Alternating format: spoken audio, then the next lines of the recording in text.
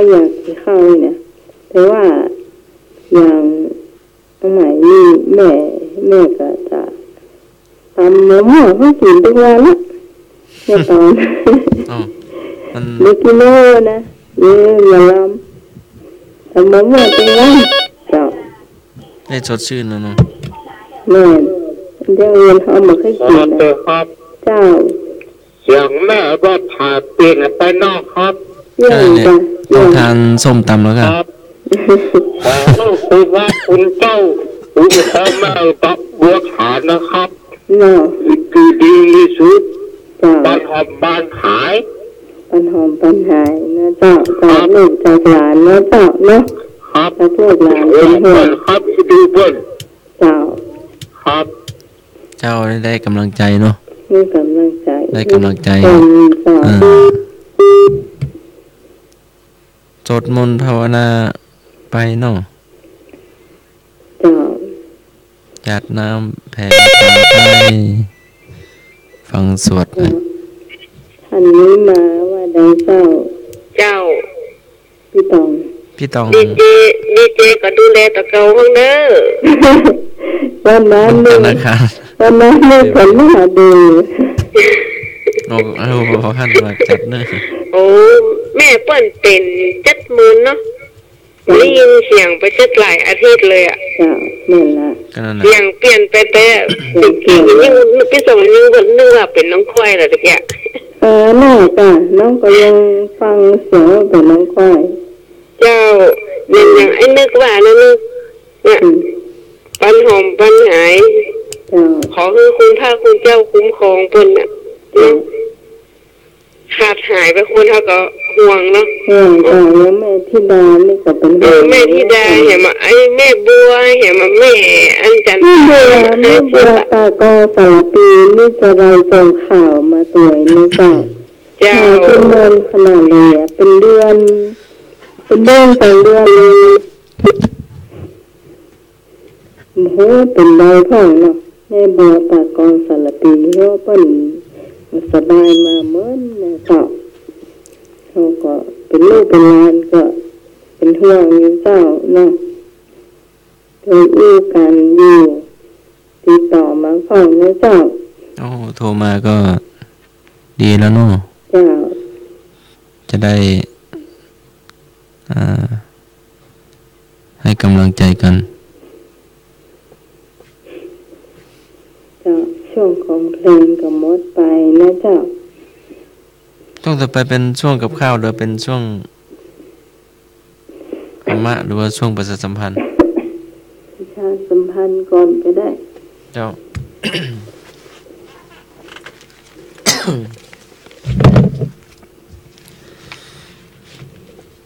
คณะสงฆ์ภาค7เชียงใหม่ลำพูนแม่ฮ่องสอนก็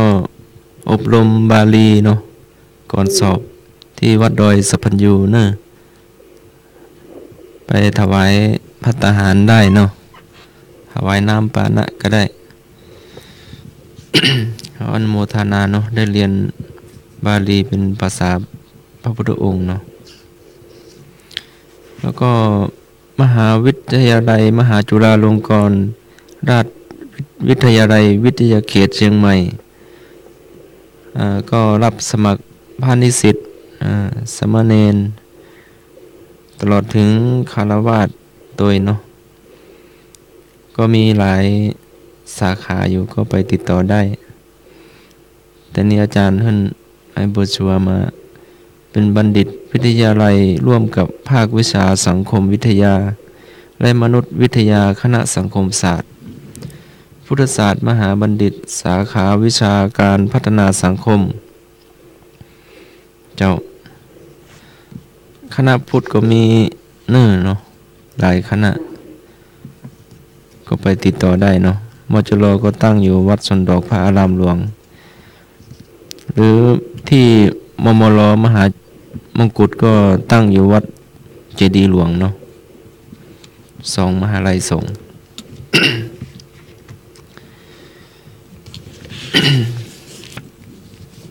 แล้วก็โรงเรียนบาลีสาธิตศึกษามหาจุฬาลงกรณราชวิทยาลัย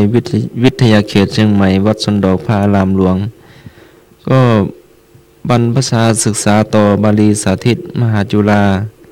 ก็รับสมัครละอ่อนม .1 ม .4 ปีการศึกษา 2562 ก็บรรพชาในวันที่ 29 มีนาคม 2562 เวลา 9 นาฬิกา ณ บริเวณลานด้านหน้าอาคารช้อยนันทาภิวัตร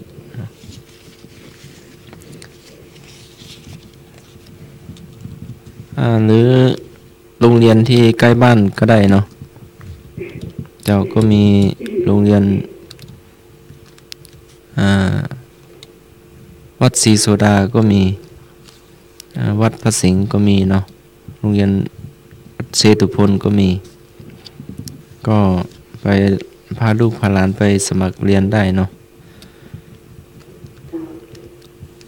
ที่วัดสันดอก็เห็นมี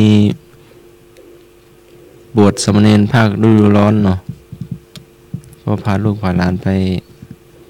ปได้เนาะจะได้ห่างไกลจากเกมเนาะแล้วก็วัดมหาวนาพิมุขแม่จ้องตำบลตลาดใหญ่อำเภอดอยสะเก็ดจังหวัดเชียงใหม่ในการทำบุญอายุวัฒนมงคลครบ6 รอบ72 ปีพระครูสุมนต์ประสิทธิ์รองเจ้าคณะอำเภอดอยสะเก็ด ได้ถวายสิ่งก่อสร้างสมโพธิเสนาสนะปอยหลวงในวันพฤหัสบดีที่ 28 กุมภาพันธ์ 2562 เวลา 9 นาฬิกาเป็นต้นไปเนาะ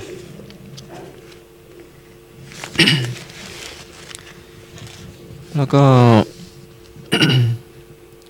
เนื่องในงานทำบุญฉลองสมโภชอุโบสถปอยหลวงเสนาสนะต่างๆณวัดศรีดอนชัยตำบลช้างคานอำเภอเมืองจังหวัดเชียงใหม่ในวันเสาร์ที่ 2 เดือนมีนาคม 2562 ตั้งแต่เวลา 13 นาฬิกาเป็นต้นไป คณะครูนักเรียนโรงเรียนชุมชนเทศบาลวัดศรีดอนชัยก็เป็นเจ้าภาพเนาะตลอดถึงคณะศรัทธาวัดศรีดอนชัยวันที่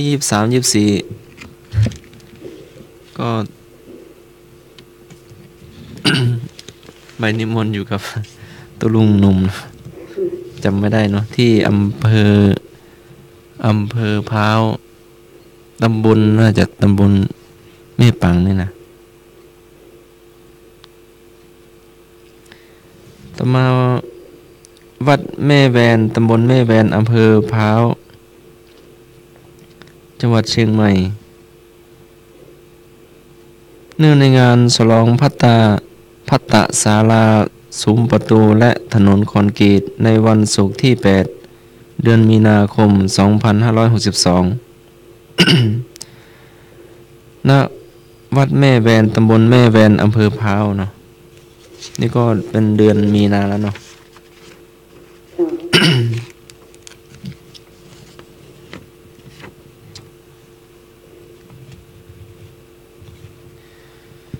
ซุ้มประตูพูดถึงซุ้มประตูนี่ก็จะมีฉลองซุ้มประตูของวัดพรหมประดิษฐ์ต้นพึ่งตำบลบางแก้วอำเภอแม่ริมจังหวัดเชียงใหม่นะจ๊ะวันที่ 13 ถึง 17 นะจ๊ะวันที่ 15 นี่เป็นวันตกแต่งดาวแล้วก็น่าจะเป็นหัววัดเข้าวันที่ 16 17 นะจ๊ะรายละเอียดเดี๋ยวป้ามากำหนึ่งเนาะใช่ๆจ้ะนี่มันมีไก่ดีช่วงนี้ก็ทางรัฐบาลก็หยุดห้ามเผาป่าเนาะเผาป่าเผาขี้เหงื่อหรือว่าเนี่ยเพราะตอนนี้ก็อากาศก็เป็นพิษเยอะเนาะถ้าเราเผาก็เหมือนกับเราจุดให้ตัวเองดมเนาะเพราะเราต้องหายใจสูดลมหายใจเข้าน้องหน้าก็มันเจ็บคอเหมือนหน้าใหม่ตอนเป็นแรกๆเนาะจะเจ็บคอจะมันฮ้อนคอมันฮ้อนมันฮ้อนคอเจ็บคอต้องปิดหน้าต่างเจ้าปิดหน้าต่างเพื่อถ้ามีเครื่องปรับอากาศก็ดีเนาะ ทำความสะอาดห้องปัด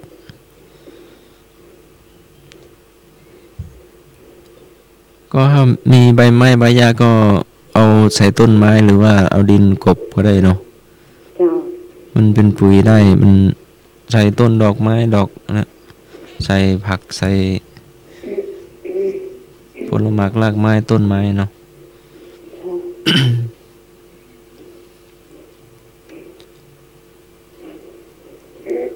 หมดบทประชาสัมพันธ์แล้วก็ วันนั้นน่ะเขาจะเข้ามาสู่ช่วงของพุทธประวัติก่อนนะ พุทธประวัติธรรมะ ช่วงเขาพุทธประวัติเอาบอกช่วง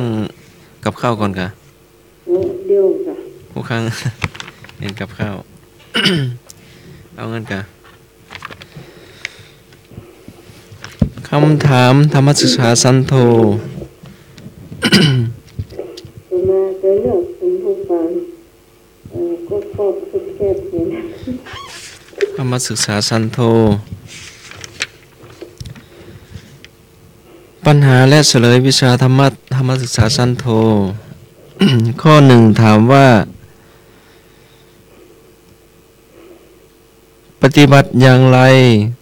ชื่อว่าปฏิบัติครบ3ปิฎก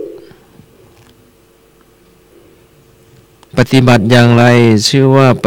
ฏิบัติครบทั้ง3ปิฎกก็รักษากายไม่ให้วิปริตขอรักษาจิตอย่าให้วิปลาส ขอวาจามีศีลสุขล้ำงอทั้ง3ข้อรวมกันเนี่ยง่ายนะเนาะ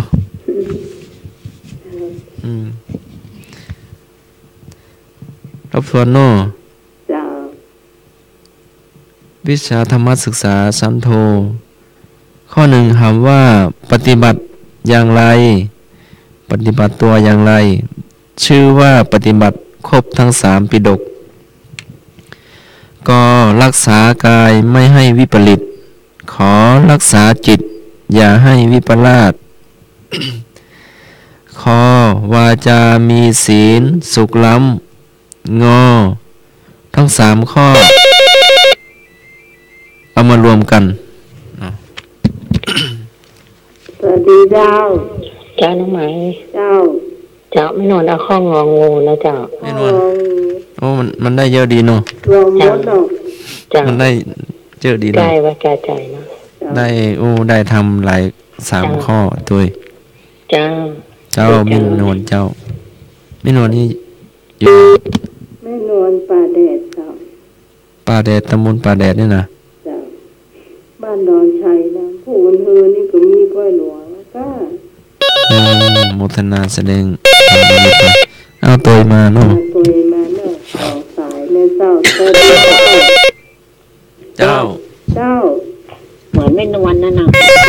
นวลเนาะ แม่บุญตัวไม่นวล ไม่เก็บกระลัดหลวงนะ ได้ทำ3ข้อเนาะ เจ้า เจ้าแม่เอารักษาดีก็เนอะ เจ้าสวัสดีเจ้า เจ้าพี่สุก็เอาข้องงองูเหมือนไม่นวลน่ะ เจ้า มันได้ทำรวมเนาะ เจ้า พอ3ปิฎกเอาข้อ เจ้า ข้อเข็มกระลัดหลวง มาเลยเจ้า เชียงหันทอก็เปลี่ยนเนาะก็ทานน้ำ ผู้ฟังเพลง ร้อนน้ เชิญ ำ เลย ชา ครับ ส ผม วัสดีเจ้า ขอใครครับผม นั่น เจ้าฮะ ขอใคร ไอ้หน่วยเนี่ยมันต้องเปิดเมื ไม่เหมือนบ้านเหมือนเมืองเขาเนาะเขาไป สวัสดีครับ เปิด เอาตัวกันลบๆอันไอ้หนูเหมือนเพื่อนนะ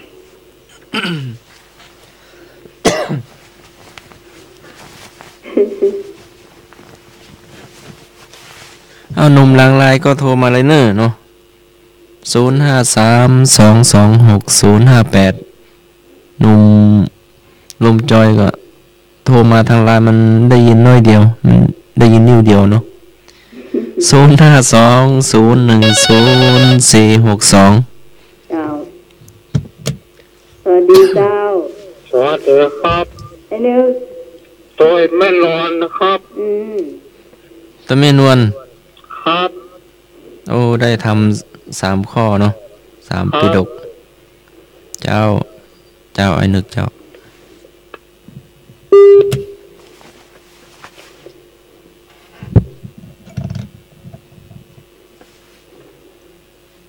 ตัวไม่นวลเนาะ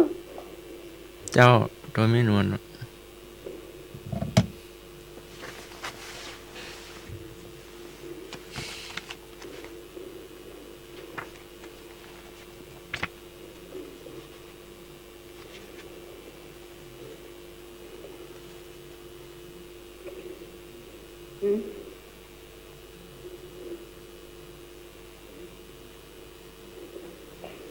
คุณผู้ฟังเจอกันมาอันไหน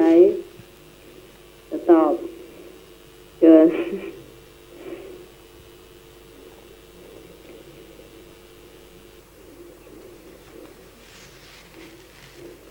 หมดแล้วก็เจ้าโอ้เก่งเนาะไม่หน่อยพิษเหมือนเปิ้นรักษากายไม่ให้วิปริตรักษาจิตอย่าให้วิปลาสไอ้หนุ่ยข้อขอนี่กะได้อยู่เนาะไอ้หนุ่ยแต่มันได้น้อยอ่ะมันบ่ครบ3ปิฎกเหมือนเปิ้นเนาะ3วาจามีศีลสุขล้ำมันรวมกันแล้วทั้ง3ข้อเลยเนาะข้ององูเข็มกะลาหลวงถูก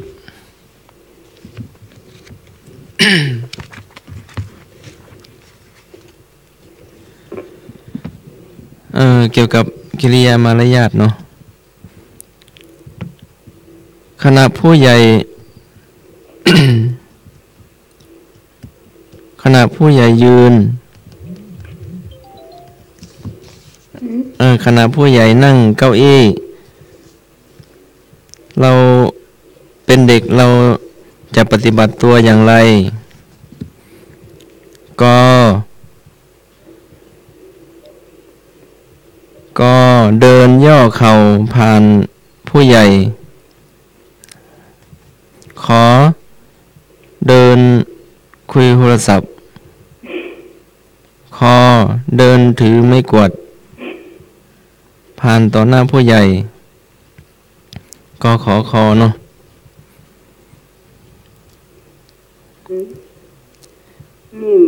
เด็กๆจะปฏิบัติตัวต่อผู้ใหญ่ขณะนั่งเก้าอี้เนาะจะปฏิบัติตนอย่างไรขณะเดินผ่านต่อหน้าผู้ใหญ่ฮัลโหลสวัสดีครับเจ้าก็ไก่พงเล็กครับก็ไก่ว่าจะได้ไหมผู้ถามก็ลืมเดินเข้าครับเดินหน้าผู้ใหญ่ถือไม้กวาดใช่ถือไม้กวาดนั่งก็นึกว่าเดินก้มหน้าเล่นเกมเจ้า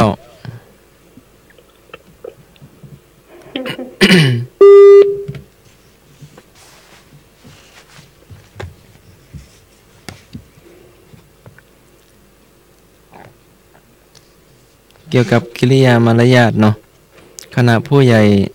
นั่งเก้าอี้อยู่ตะกี้โทรมาใหม่เนอะเจ้าโทรใหม่เนอะสายหลุดไปเจ้าไอ้บุญ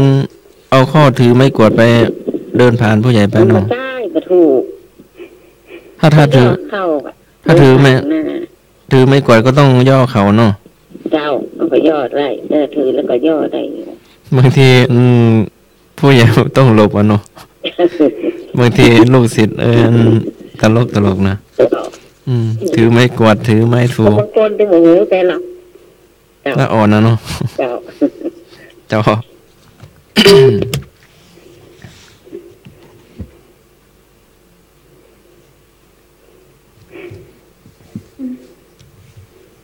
นี่ก็น้ำไม้เคยเจอเนาะบางทีลูกหลานนั่นกวาดใบไม้ห้องกวาดบ้านห้องเนาะเราไม่ได้ดูเจ้า ตัวไอ้นึกถึงมาบุญนะเจ้า ตัวไอ้นึก เจ้า เดิ แต่ น ก็ยังกำไม่กวาดอยู่นะ อ๋อก ำลังจะไปกวาดหน้าบ้านอย่าไปนั่งหัน ต้องย่อเขาเนาะ ใช่ค่ะ ต้องก้มหน่อยเนาะ น่าจะ ย่อเขา สมัยเป็นละอ่อนแม่จะสอนอยู่แล้วจ้า อันนี้แม่นวลค่ะ แม่นวลเจ้า เจ้า เจ้า คิดถึงตอนหลังตอนเป็นละอ่อนเนาะ ต้องให้สมัครครับโทรศัพท์นั่งหน่อย ครับ เจ้า ครับผม ไอ้หนุ่ย เอาข้อโทรศัพท์ครับ เอ้าเล่นเกมอยู่กัน ชื่อโทรศัพท์ครับ โอ้ก้มหน้าอย่างเดียว แม่ผมมาครับแล้วครับโอ้ยอยู่บ้านแล้วครับ อืม งมเลยว่ะงมมาบอกว่า ก้มหน้า ครูครับแม่มารับแล้วครับอยู่บ้านแล้วครับ ไหว้ตัวเนาะ ครับ เจ้า นี่ครับผม เจ้า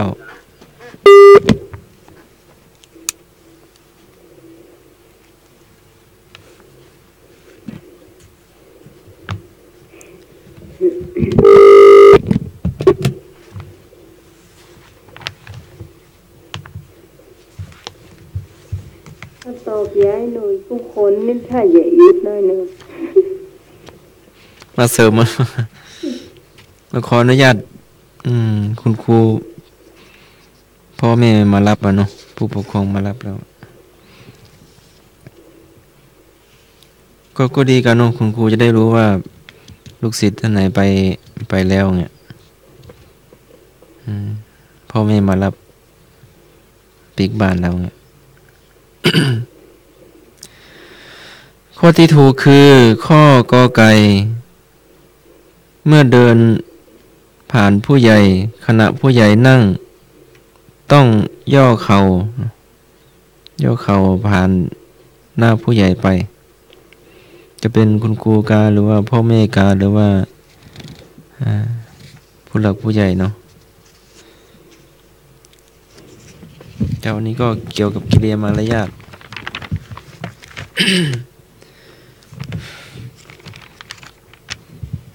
ต่อไปจะเป็น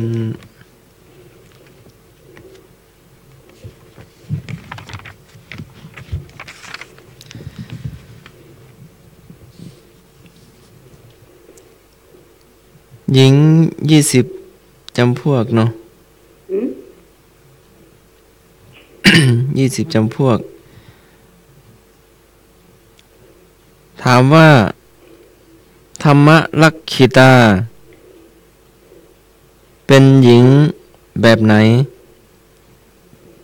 ก็หญิงที่ญาติรักษา ขอหญิงที่โคตรรักษา คอหญิงที่ทำรักษา เจ้าข้อใดตอบตรงภาษาบาลีเนาะ เดี๋ยว สังเกตดีๆมันจะตรง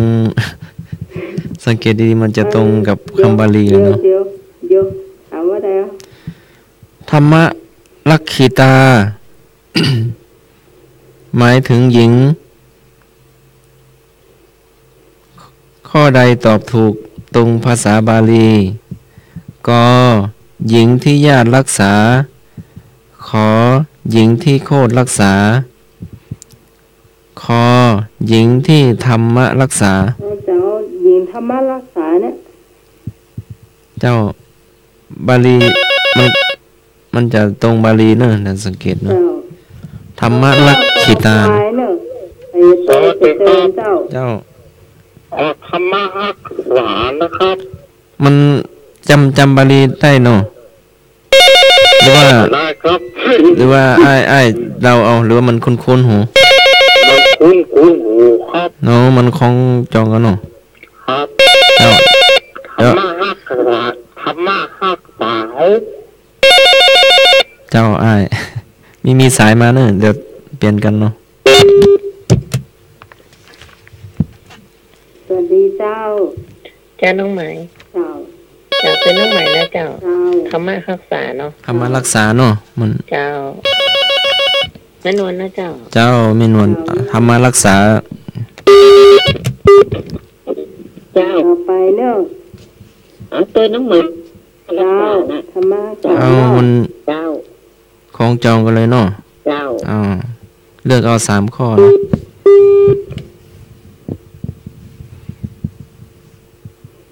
มันตั้ง20 ข้อนะฮันสมัครหยิบมา ครั้งก่อนก็หยิบมาข้อ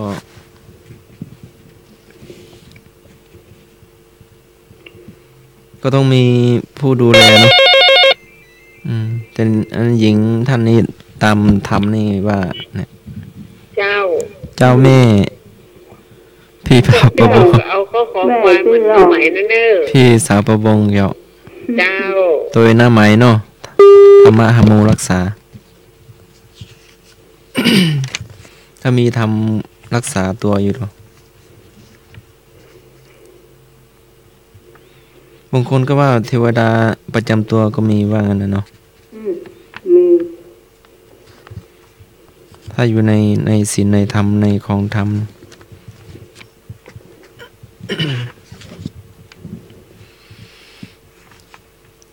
ได้ยินเอาจริงห้อง โอ้ตัวมาแล้ว ครับผม เจ้า มีคนเป็นคนนะครับ ตัวไอ้หนุ่ยตัวเนาะ ครับ ตัวแล้วเหรอ ครับ มันเปลี่ยนใจหรือว่ามันบ่งอมดีเนาะ ครับ เจ้าไอ้หนุ่ยเจ้า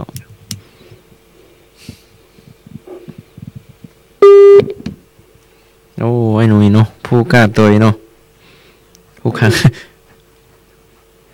ผู้ขังไปตัวเดียว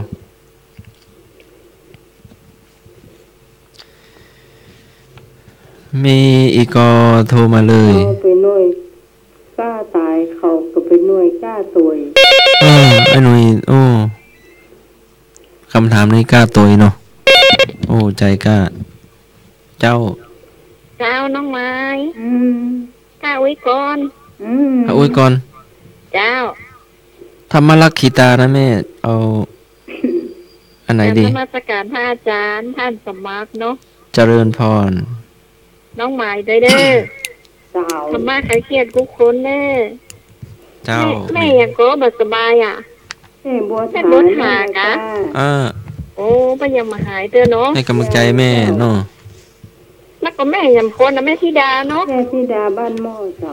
เจ้า เจ้าบอกปัญหายไวๆเด้อ แม่ค่ะ สักวันอุ้ยจะปั่นรถถีบไปหาเด้อไปเอายาวิเศษไปฮือเด้อ อย่าไปเสี เป็ ย นกำลังใจฮือตัวเด้อตัวน้องใหม่เด้อเจ้า สู้ๆเนาะ เจ้า แต่ว่า เจ้า ซื้อนี่เสีย ได้มีกำลังใจให้ แม่แดงก็ได้ยินอยู่เนาะ สู้เนาะ อันนี้เป็นใกล้จัดรายการมันก็ดีขึ้นมาเนาะ หน้าไหมก็วันนั้นก็ โอ้ หมดแรงหมด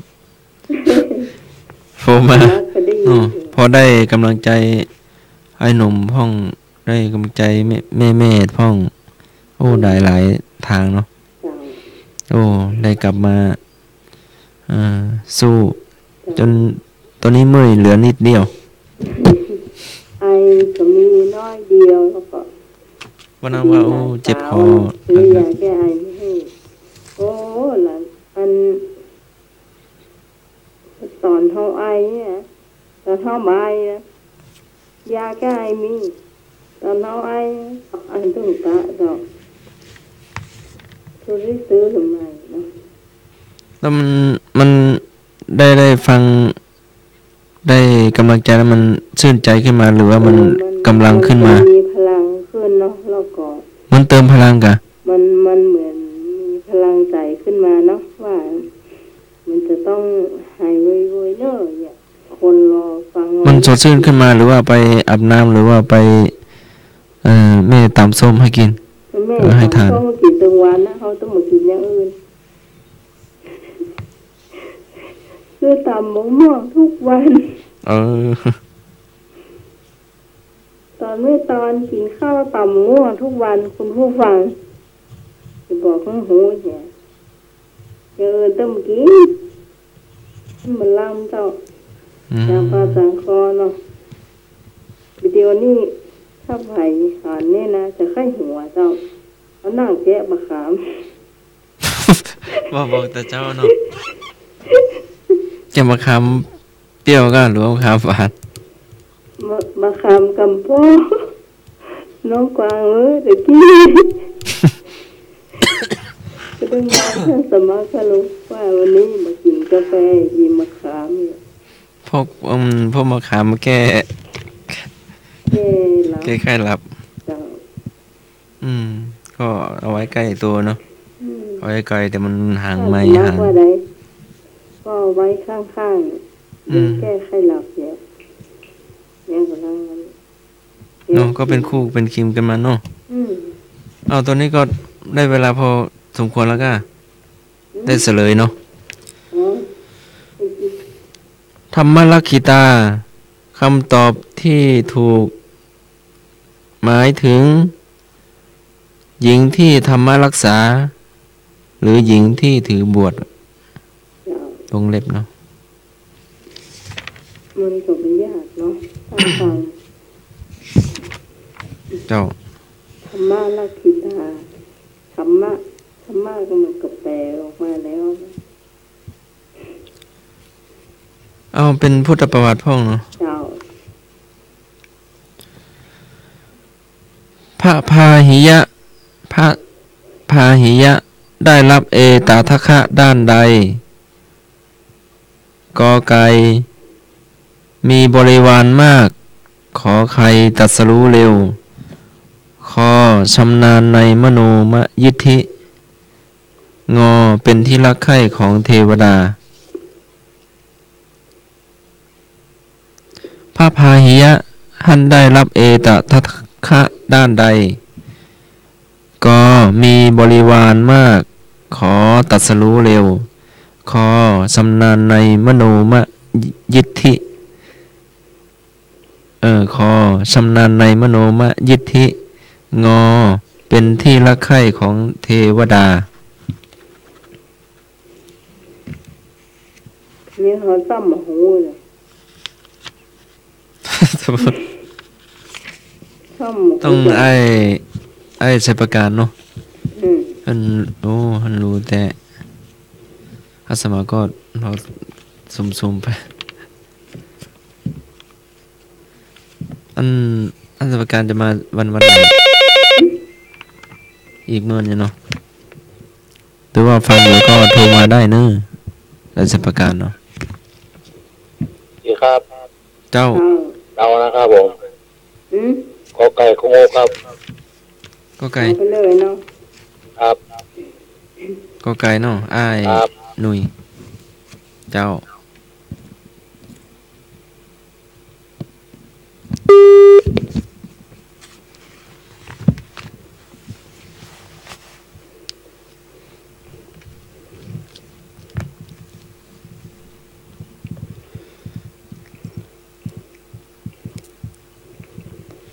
ไอ้บ่าวดอกแดง ตะกี้น่ะ ใช่ไอ้บ่าวดอกแดงเอาไปตอบเก่ง โอ้แม่นเนาะ อืม โทรมาเลยเนออ้ายบ่าวดอกแดง ทุกท่านเลยเนาะถูกผิดบ่ว่ากันพระพาหิยะ สวัสดีครับ อืม เจ้า เราสูญญาท่านสมัครมาได้ข้องงูครับ อ้าวหัว แล้วเอาต่อแถวเอาคนเข้าเนาะ ยายเอาคนข้อก็ได้รู้ เดี๋ยวมันจึงถูกสักข้อ เจ้า แล้วเต่าสูญญาท่านสมัครมาได้ผมก็ต้องสูญมันนะ อืม เฮ้ยเจ้า ก็ใส่ไอ้หนุ่ยงองูไอ้นึก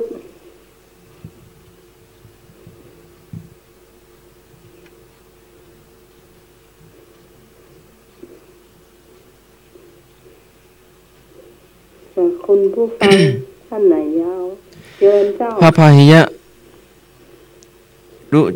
จีริยเถระคือพระมหาเถระสาวกรูปหนึ่งซึ่งเกิดในครอบครัวคนมีตระกูลครั้งหนึ่งได้เคยลงเรือเพื่อไปค้าขายที่สวนอุณหภูมิแต่เรือเกิดอัมพางกลางทะเลทำให้หมดเนื้อหมดตัวแต่รอดชีวิตมาได้ต่อมาได้ทูลขอพระพุทธเจ้าให้แสดงพระธรรมพระพุทธเจ้าทรงแสดงธรรมวิธีปฏิบัติต่ออารมณ์รับรู้ทางอายตนะทั้งหกพอจบพระธรรมเทศนาอย่างย่อพาหิยะก็บรรลุอรหันต์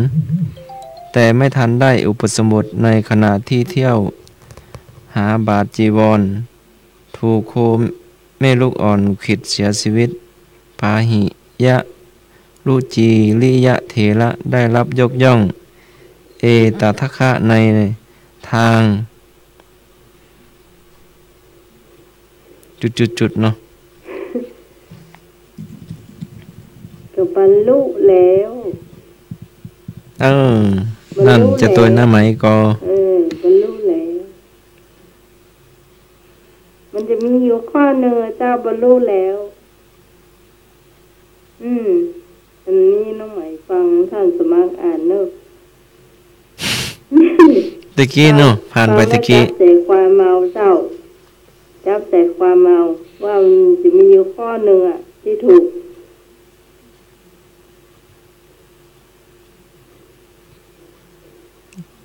ถ้าจับมือได้ก็ตัวหน้าไหมก็ได้เนาะข้อกออย่างกล้านำกล้าตัวข้อกอกะมีบริวารหรือว่ามีลูกน้องเนาะข้อขอนี่ตัดสรู้เร็วข้อคอชำนาญในมโนมยิทธิงอเป็นที่รักใคร่ของเทวดาขอใครเจ้าขอใครเจ้า ท่านได้รับเอตทัคคะในทางตัดสรู้เฉียบพลันข้อขอไข่นะไหมถูกต้องเนาะมันตอบตอนฟูแล้วกันเจ้าตะกี้ว่าจะไม่นอนจะเอาข้อไข่มันน้องใหม่นั้นนะจ๊ะตัวน้าไหมเตรียมไว้แล้วเนาะไม่ใช่ฟังตอนเฉลยเนาะจ้าแม่ยังนะแม่นวลจ้าแม่นวลจ้าตัดสรู้เร็วเนาะเจ้า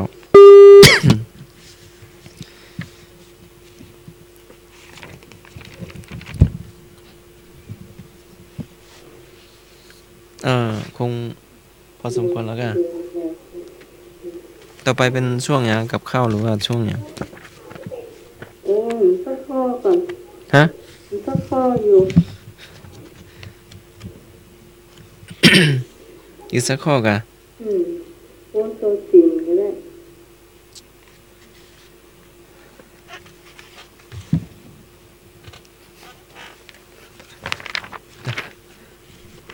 เจ้าได้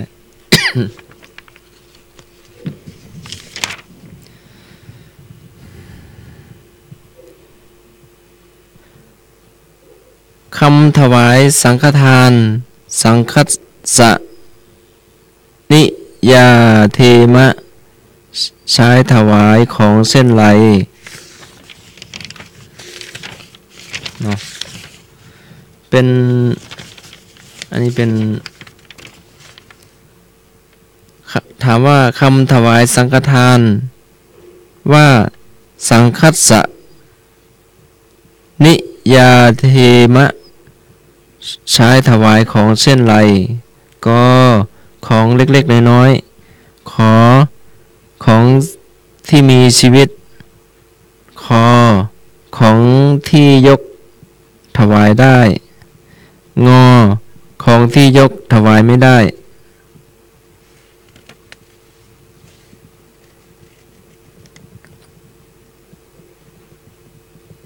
บางอย่างมันสองมือมันยกบ่ไหวแล้วเนาะ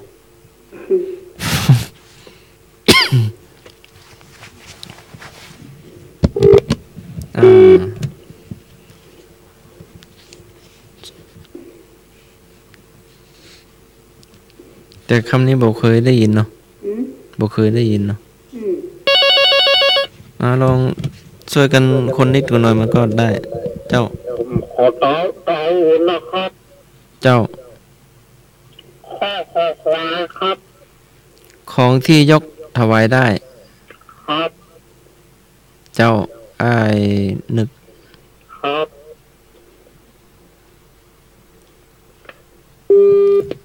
มาปันกัน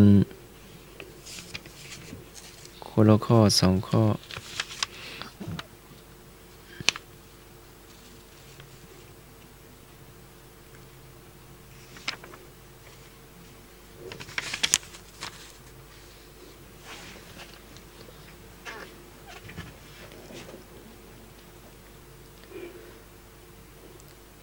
เรามีก็จะได้เฉลยเนาะมันน่าจะยากหรือว่าหน้าใหม่จะตอบกันตอบตะกี้ก็เจ้า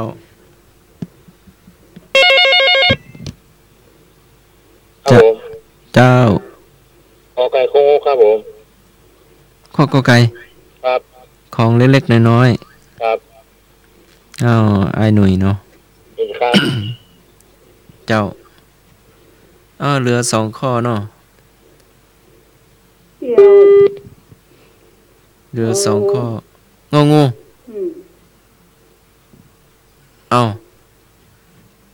ตั้งใจไว้หรือว่าเคยได้ยินหรือว่า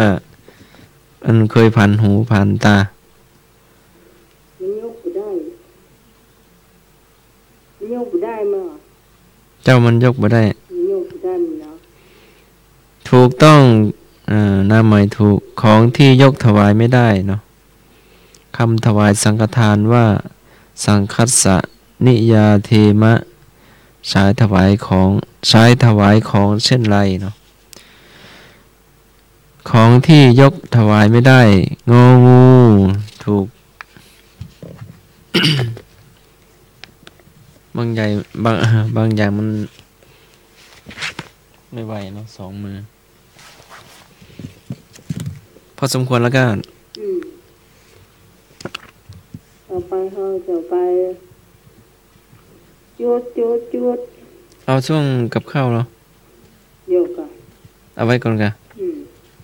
ช่วงจุดมาช่วยกันถาม ท่านสมัครเริ่มก่อนไม่แดงเนอะ ตัวเก่งบ่แพ้ตัวจุด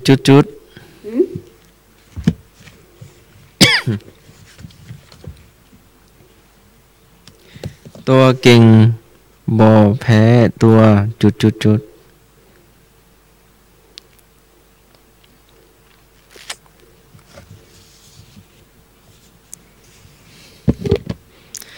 053-226-058-052-010462โน่โทรมาได้เลย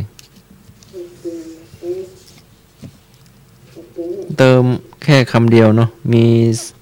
3 ตัวอักษรใบให้ก็ได้พอพานนำหน้า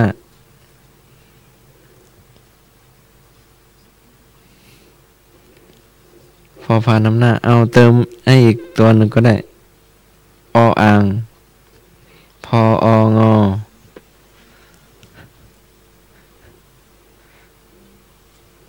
ไม่ขนาดนั้นน่ะทำไมตอบเลยพองออ่านว่าอย่างตัวเก่งบ่แพ้ตัวพองคำแปลตัวเก่งไม่ชนะตัวพยายามความหมายเนาะคนที่มีความพยายามย่อมเอาชนะอุปสรรคได้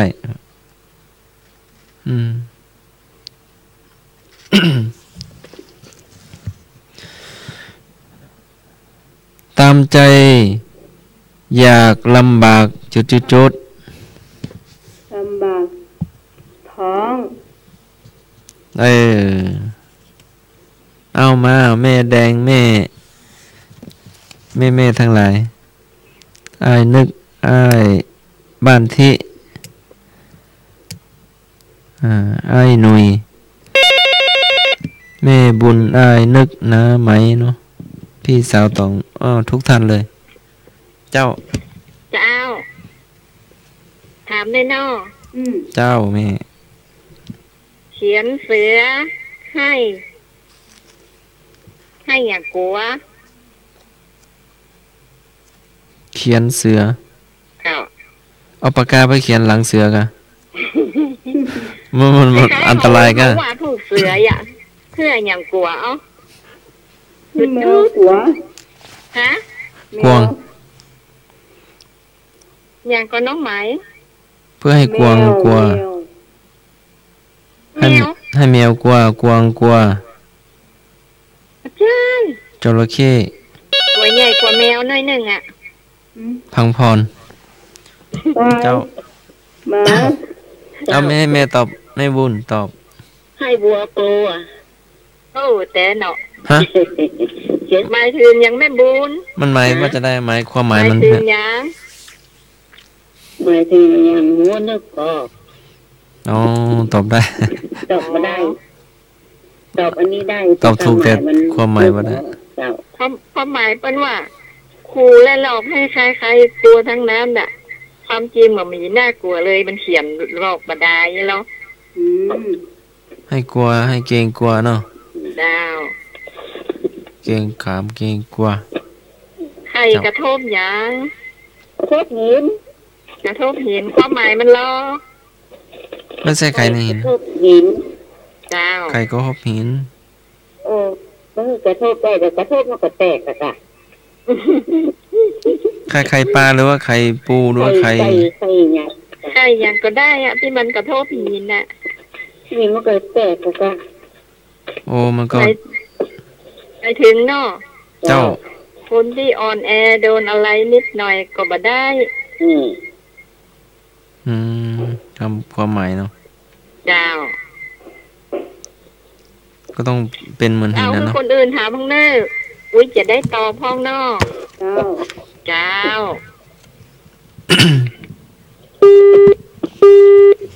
แม่มีกับเจ้าแม่บุญ ในบุญพอมีก็ มีเตื้อ ตอบก่อนตอนเราตอบพันสมัครเราเนาะจิกปิกไหนก็ปอจิกปิกไหนก็ปอ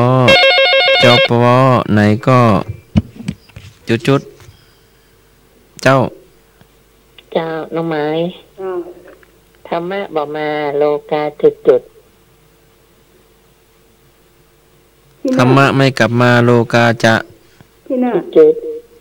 จินาศ แม่แล เอาแม่แม่หยัง แม่นวลเจ้า เอาเจ้า ตีหัวป้าสนั่นจุดตีหัวป้าสนั่นถึงจุด ตีน้ำกะ ตีป้าสนั่น อ๋อตีฟากเจ้าอ้าวมีสายมาตอบ เจ้า แม่บุญตอบ ป้าสนั่นหัวฟ้า แม่น ตี แล้ว หัวฟากสนันหัวฟ้ามันแปลว่าจะได้แม่ เจ้า ไม่น้อยในความหมายตรงเหรอ แม่นวลพอมีความหมาย เอา ก่อน ให้แม่บุญขยายด้วยกันเนาะ ก็ใจนะ แม่ก็บ่ฮอเข้าใจดีปานใดแม่บุญอ่ะแม่นวลช่วยกันเนาะ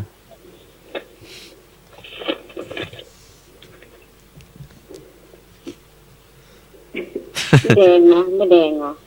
แม่นวลอ้าว เข้าไปได้เสื้อเพราะว่าสายเต็ม เติมเลยเนอะ แล้วแต่เต็มครับอันนี้ไม่วาง แม่นวลเติมความหมายได้ก็ อ๋อเจ้า ท่านสมัครเจ้าแม่นวลเติมเลย เจ้าเป็นว่าเวลาเขาทำอันอย่างอ่ะลูกบอกให้เปลี่ยนเลยลูกบอกให้แจ้งสมมติว่าเราจะไปทำอันอย่างจะเพื่อกระทบกระเทือนการเนี่ยค่ะ มันโอ้ไปจ้างอ่ะมันนอนโอ้ไปจ้างเจ้าเอาแม่บุญอูไปเจ้าเอ๊ะกันนอ เจ้า เด็กจะเข้ามาตายแหม เจ้าแม่ เจ้า แม่นวลเจ้าขอบคุณเจ้า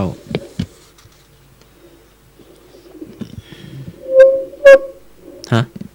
เดี๋ยวนะท่านสมัคร เสียงหอนนะ ดื่มน้ำแป๊บนึง เจ้า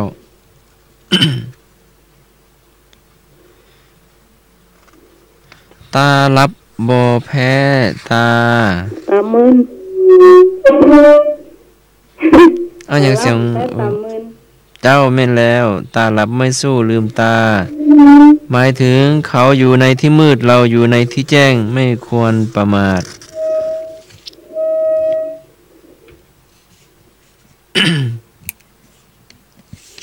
อ้าวโทรมาเลยอ้ายนึกอ้ายหนุ่ยอ้ายหนุ่มบ้านทิพี่สาวป่าบงทุกท่านเลยเนอะ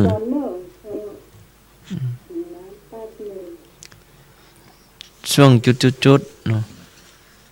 ช่วงแรกก็แนะนำตัวถ่ายเพลงช่วงที่สองก็คำถามพุทธธรรมวินัยทัศนพิธีพ่องแล้วก็กิริยามารยาทไทยพ่องเนาะ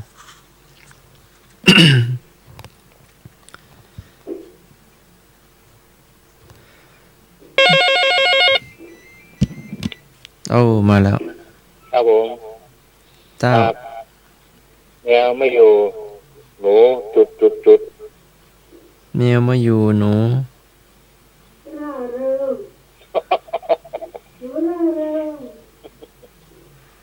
แมวมาอยู่ แมวไม่อยู่หนูล่าเริง หนูวิ่งไปวิ่งมา ครับความหมายว่าเวลาทำงานน่ะเจ้านายไม่อยู่ทำบ้างไม่ทำบ้างครับเวลาเจ้านายอยู่ทำเอาลงหน้าเจ้านายดีรับหลังไม่ทำงาน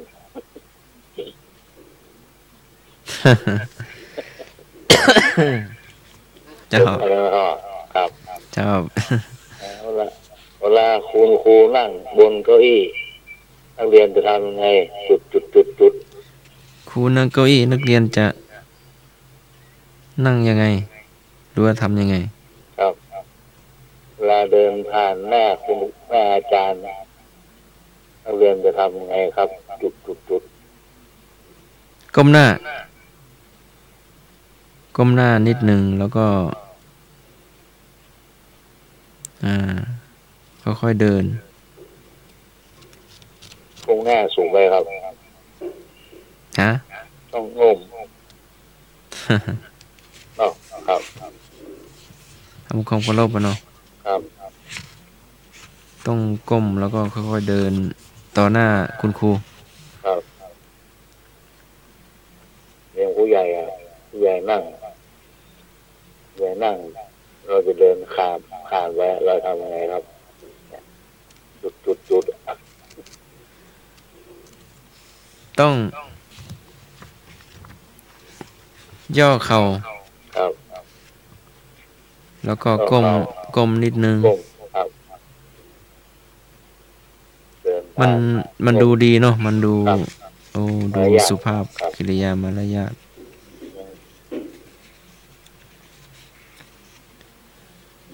ครับ บางที สองเรื่องแล้วก็ครับ เจ้า ครับ อ้าว น้ำ พี่ ขึ้น หน่อย ให้รีบจุด อ้าวน้ำขึ้นให้รีบจุด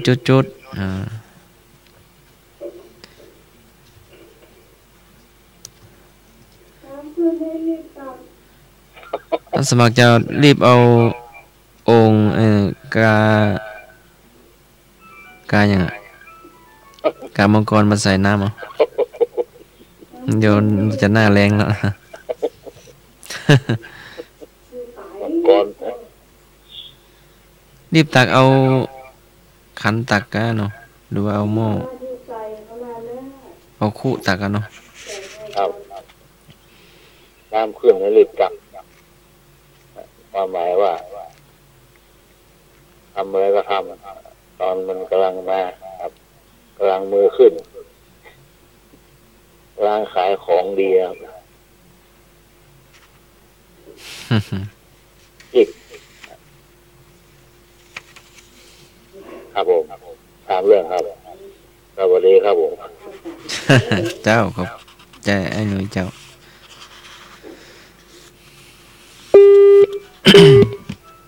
มีสายไปทางน้ำบ้านน้ำใหม่เนาะเดี๋ยวรับโอ้ที่โน่นเนาะ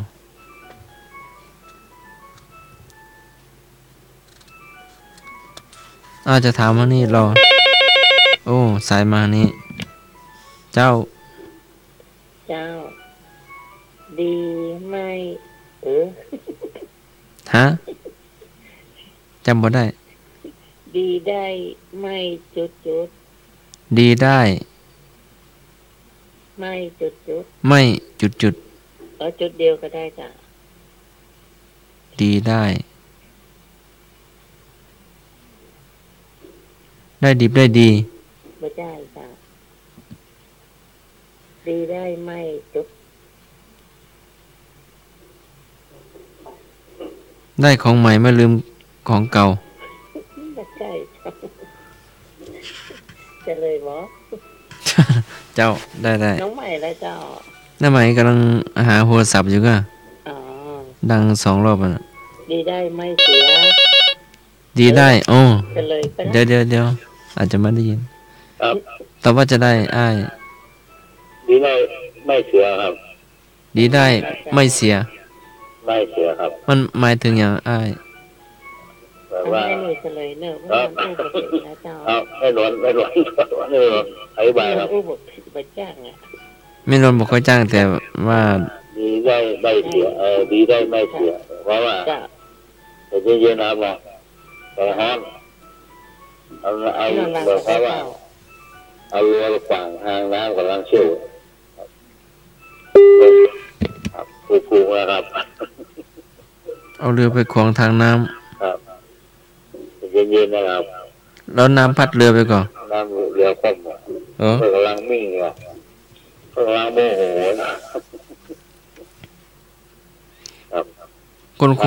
คนพายเรือกันหรือว่าน้ำกำลังเชี่ยวเจ้า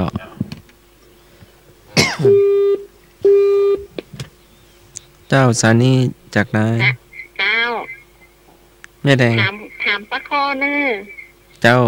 ได้เลยเจ้าของหายสะพายบาปของหายสะพายบาปไปต่อไปเหรอของหายสะพายบาปแปลว่าอย่างแม่ไม่จะว่าของหายสะพายอย่างนี้ไปบอกบาปได้เหรอหมายถึงหมอเจ้าหมายถึงของหายไปโทษคนอื่นว่ารักแต่ตัวที่ลืมมาไว้แต่ว่าเป็นตี้นะคะน่าเป็นเลยเป็นบาปของหายเลยเป็นบาปไปโทษคนอื่นอย่ามดอ่ะตัวเองทำหายแต่ว่าไปโทษคนตัวเองเอาไปหายแต่แล้วไปโทษคนอื่นของหายสะพายตัวเองบาปเองเป็นเลยเฮาเลยเป็นบาปตัวเก่าลืมตัวเก่าก็ว่าให้เพื่อนแต่ตัวเก่านั่นเนาะเลยบาปติดตัวเก่าเอาทำน้ำหรอเจ้าได้เลยเจ้าพูดด้วยปากถากด้วยอย่างพูดด้วยปากถากด้วยเจ้าจุดนะจ๊ะ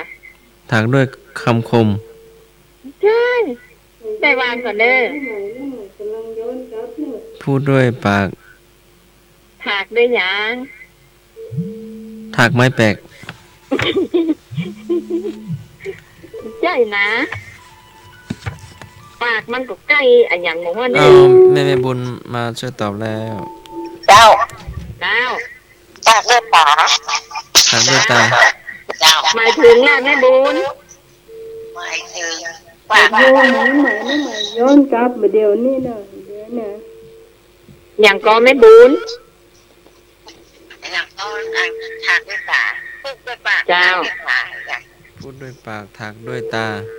หมายถึงยังเจ้าแม่ถูกแล้วตัวอย่างตาไปทางเฉยอย่างยังไงฮะตาก็ไปทำอย่างแล้วตาก็ไปทำอย่างเนี่ยความหมายอย่างนั่นก่อน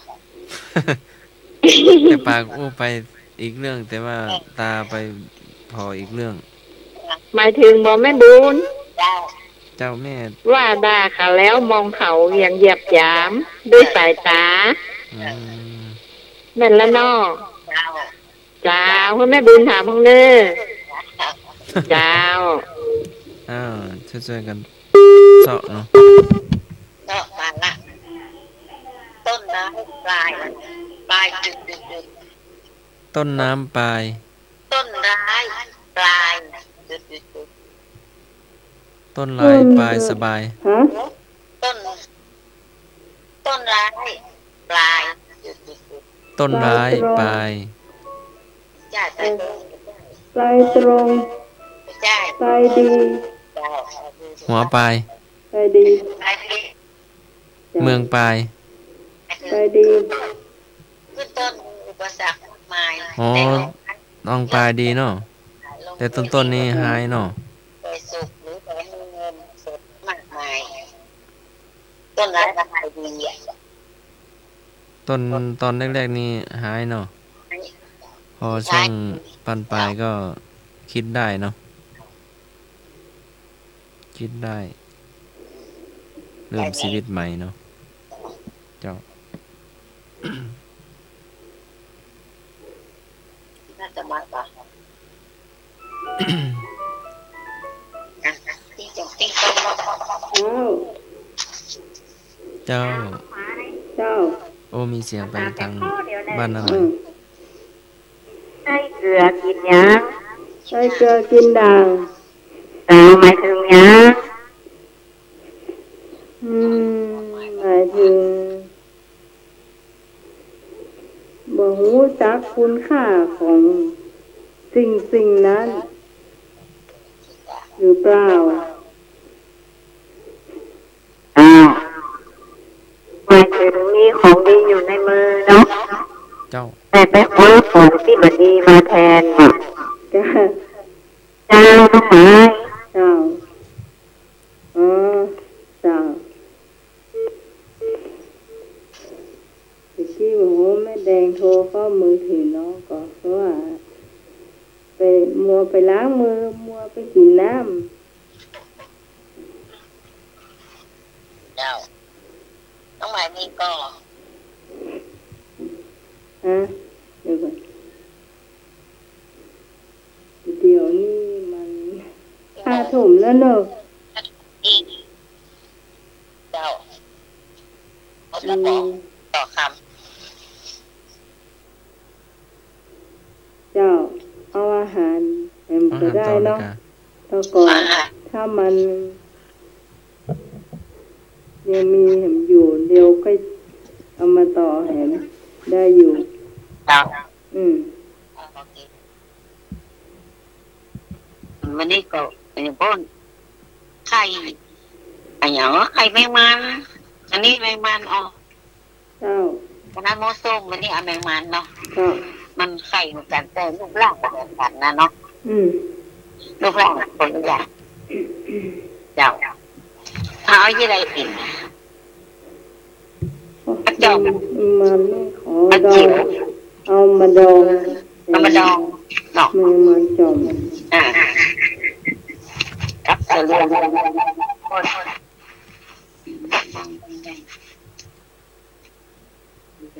ย้ายวิทยุไปไกลๆอาจารย์เนาะ เจ้า จำเป็น แม่น้องนะดองแค่คืนเดียวกินได้ละ เดี๋ยวเขาไม่ต้มแต่ อืมมือเปิ้นตัวมีอันแม่ จ้า เจ้าแล้วบักอันใส่น้ำต้นหอมว่าใส่น้ำข้าวหมอกน้อยเดียวนะส่วนต้นต้มน้ำอ่ะ จ้า น้ำมูลนี่นะใส่ถ้าบ้านนี่กินไม่ได้เลยมันส้ม ต้มลงไป เจ้าน้ำเพื่อนรองหน่อเนี่ยคืนเดียวอันเนาะ คือเดียวกันอะไรเนาะเอาใส่น้ำข้าวหมกเนาะ เจ้า เจ้าใส่พริกดำเนาะ วันนั้นยังกินนั่นกะหล่ำยำอ่ะกะหล่ำดองอ่ะเอามายำโอ้ลำเหมือนกันเนอะ ดองกับผักกาดต้มนี่นะ เจ้าแม่เอาตากแดดแล้วก็เอามาย จ้ะดำเนาะ อืม ดำเนี่ยเขายำเนี่ยผักกระดองนั่นน่ะ แม่นแม่นเจ้า เดียวกันนะจ้ะนี่ก็หลังกระดองเหมือนกับได้มาเรื่องนี้กับเนาะ เจ้า กับเสลียงเปิงกัน มันเปิงแต่บ้านน้องมากินเลยเสลียม เอออันนี้ส ไม่ มั กิ ย นเสลียมนะ พวกนี้นะเราเด็กกินดูเก็บดำเด็กปีกดำที่นี่ ใส่พริกดำใส่หอมป้อมเนาะ ป้อมกันหอมกันไหล เจ้า ที่รถน้อยเดี๋ยวเสร็จนะ เจ้า แตกน้อยเดียวจ้ะเกี่ยวกับลำนั่นเกี่ยวเสียหาย เกี่ยวใส่ไข่ ก็ใส่น้ำหนัก อืม เกี่ยวยังไข่มดนั่นน่ะ เจ้า มันก็ลำ แล้วแต่คนมากเนาะมันของแปลง อันนึงก็ได้อันนึงแต่ควักอันนึงอย่างนั้นขนมเปี๊ยควักขนมเปี๊ยนะ อืม อันนึงไข่มดนะ ส่วนมากบ้านน้องนี่ได้มาก็จะทำแมงมาจอมอย่างเดียว ยัง เขามาจ้านเขา เจ้า ยังไง เพราะว่าเป็นครับ อืม ความย้ำว่าผมก็เคยกินครับ อืม ความย้ำนะ อืม หวานถ้าถามยังถามซื่อมันก็ได้รู้ความหัวซอยเราถามยังถามซื่อ อืม ลำกันนะถ้าจะหาซื้อเพีย อืม ทำกัน ให้นึกทำแบบนั้น แต่บ้านน้องใหม่ทำแหมอย่างหนึ่ง ทำอย่างไร ลูกกระหลำเคยได้ยินก่อน หัวกลาง ลูก นี่ก็เกยเลย ยี่ไรลูก ฟังเนอะวิธีลูกกระหลำนะพอพิงที่น้องพิงที่แล้วทีนี้เตาหอมเทียมหอมบัวแล้วก็มกเหมือนกันเจ้าถ้านี่เขาจะมกบ่มกก็ได้เขาก็ตำแต่ว่าลากมันละเอียดก่อนทีนี้เขาก็ตำเอาน้ำอ้อยตำไปเลยนะ เป็นอ้อยเลย ใส่น้ำอ้อยถ้าน้ำมากกว่าจะใส่หลายๆหน่อยทีนี้ก็ตั้งหม้อเอาบะขามซุกให้นะเอาไปเจียวใส่น้ำให้น้อยหนึ่งไปเจียวพอบะขามไหนแล้วบอกเอาพริกเจียวโคตรใส่อันที่เขาตำตะกี้เนี่ยเอาลงไปเจียวโดยเจ้า แล้วมันมีรสชาติอย่างไรนะบักไก่กินเปรี้ยว โอ้ลองเนอะแล้วทีนี้พอมันจะมีรสส้มๆหวานๆเนาะกระหล่ำที่เขาซอยอ่อนนั่นน่ะซอยอ่อนนั่นน่ะเอาล้างเรียบร้อยแล้วเนาะทีนี้เขาเจียวน้ำที่เขาในหม้อเรียบร้อยเนี่ยเอาไปเทล่ะเตี้ยขนาดเจาะแล้วก็คนจิ้มพอว่ามันจะส้มไปก่อนหรือว่าหวานไปก่อนเนี่ย ครับเป็นสมัยซอยกลำต้องแก้น้ำไปเตือนแล้วครับ เจ้าแม่ เหม็นยา เจ้าก ระลำดอง เหม็นยาอย่างหูยาที่เปิดซีดต้องแก้น้ เจ้า ำแก้น้ำปุ่นใส่แก้สันดี เกลือเลย ใส่เกลือ ล้างเกลือล้าง อืม เนี่ยทำไปเคย บ่เคยกินลูกกะหล่ำนะ ก็ ลองก่อน เคยผูกเคยสเตีย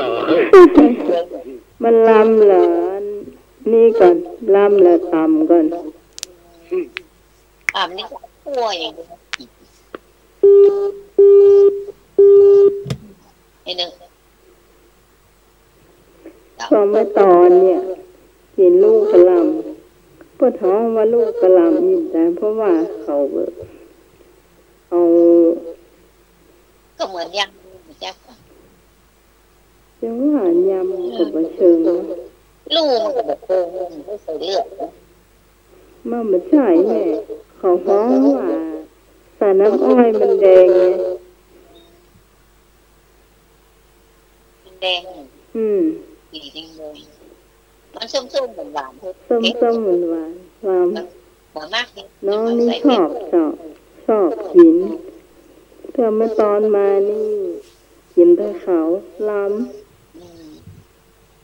ซอยอ่อนๆมันก็ใส่ขนมเส้นนั่นแหละ อ๋อแม่นเจ้าซอยแบบนั้นเลยซอยแบบนั้นนะถ้าเวลาน้ำมันเหลือนักพี่นะน้ำมันเหลือนักเราก็ยังซอยกะลำใส่เข้าไปได้อยู่เจ้าคนที่มาทีหลัง เรามันหวาน คนที่มาทีหลังเนี่ยเจ้าที่เพิ่นไม่ได้กินนะตอนได้กินสักกันนะแต่ว่ากะลำยังเหลืออยู่อย่าก็ซอยให้เพิ่นกินได้อยู่ จะหอมป้อมเลย ฮะ จะหอมป้อมเลย หอมป้อมใส่ก่อน บะใส่เจ้า ใส่มะนาวก่อน บะใส่มะนาวกับบะใส่ใส่บะขามแล้ว เปียก ใส่บัก ใส่บะ ขาม ขามบะขามสุก จะทำต้องจักว่าจะเปิด ใส่ฟักทองก่อน บะใส่บะใส่ฟักทองฮะ บ่เคยหันนะ ไปเกี่ยวใส่พวกทองได้ไหมไม่ได้ใส่พวกทอง บะใส่น้ำพริกลูก ใส่น้ำเยอะๆก่อนหรือว่าใส่ ใส่น้ำก่อนน้อยเดียวก็พอแล้วเพราะน้ำกะหล่ำมันจึงออกเนาะ น้ำผัก ใส่น้ำที่เราทานนี่เนาะ จ้ะ ใส่ครึ่งแก้วหรือว่าใส่ ห่อไปเจียวหม้อห่อไปเจียว เกี่ยว เจียว นะ อันน้ำพริกอ่ะ เกี่ยวกับ ให้มันสุกให้มันหอมอย่างเนาะ เรา ใส่ คั่ว กะปิใส่ห้าสักอย่างก็ ฮะ ใส่ห้ากับปีนะ ห่อตามตัวลูก ตำตัวนี้คือใส่ เจ้าตามตัวน้ำอ้อยพละ น้ำขาดเปียกเนาะ บะขามนี่เขาก็เวลาเขาใส่น้ำไปแล้วเขาเอาใส่บะขามลงไปเลย มีอย่าง แล้ พ่ ว อง ก็ มี เสร็จแล้วเขาก็เอาพริกในโคกหาใส่เข้าไปเจ้าพอมันเดือดสักการเดียวมันถึงหอมแล้วใครไปก็ยากก็ลองดูเจ้าประสูตรนี้ไปลองดู แต่ ถ้า เรา จะติดใจเนาะ เรียกอาหารนี้ว่ายังไงนะ เขาว่าลูกกะล ลูกกันละ ลูกกะหล ำต้องใส่น้ำม้อยอย่างเดียวเนาะ อ้อย ำลูกกะหล เปียก บ่ใส่น้ำม้อยนี่มันคือเหมือนลำเพราะมันแบบแดง ำโอ้ ข้าว ประทาน ตักอา ทานข้าวตัว ข้า กัน ว แล้วกั ตั น กอานี่บลามละ เจ้า สอเถอะครับ เจ้า ลูกก็มีไฟมาบอกพระเจ้าวุ่น ฮะไอ้ยังก็ ลูกก็ลูกก็อย่างถ้าสมัครว่าอย่างใช่แบบว่าฟักแก้ววุ่น โอ้มาสมัครก็ไม่เคยท ท่านสมัครบ่เข้าใจลูกท่านสมัครลูกว่าลูกกะลำมันหอยใจฟักแก้วตัวจ้ะ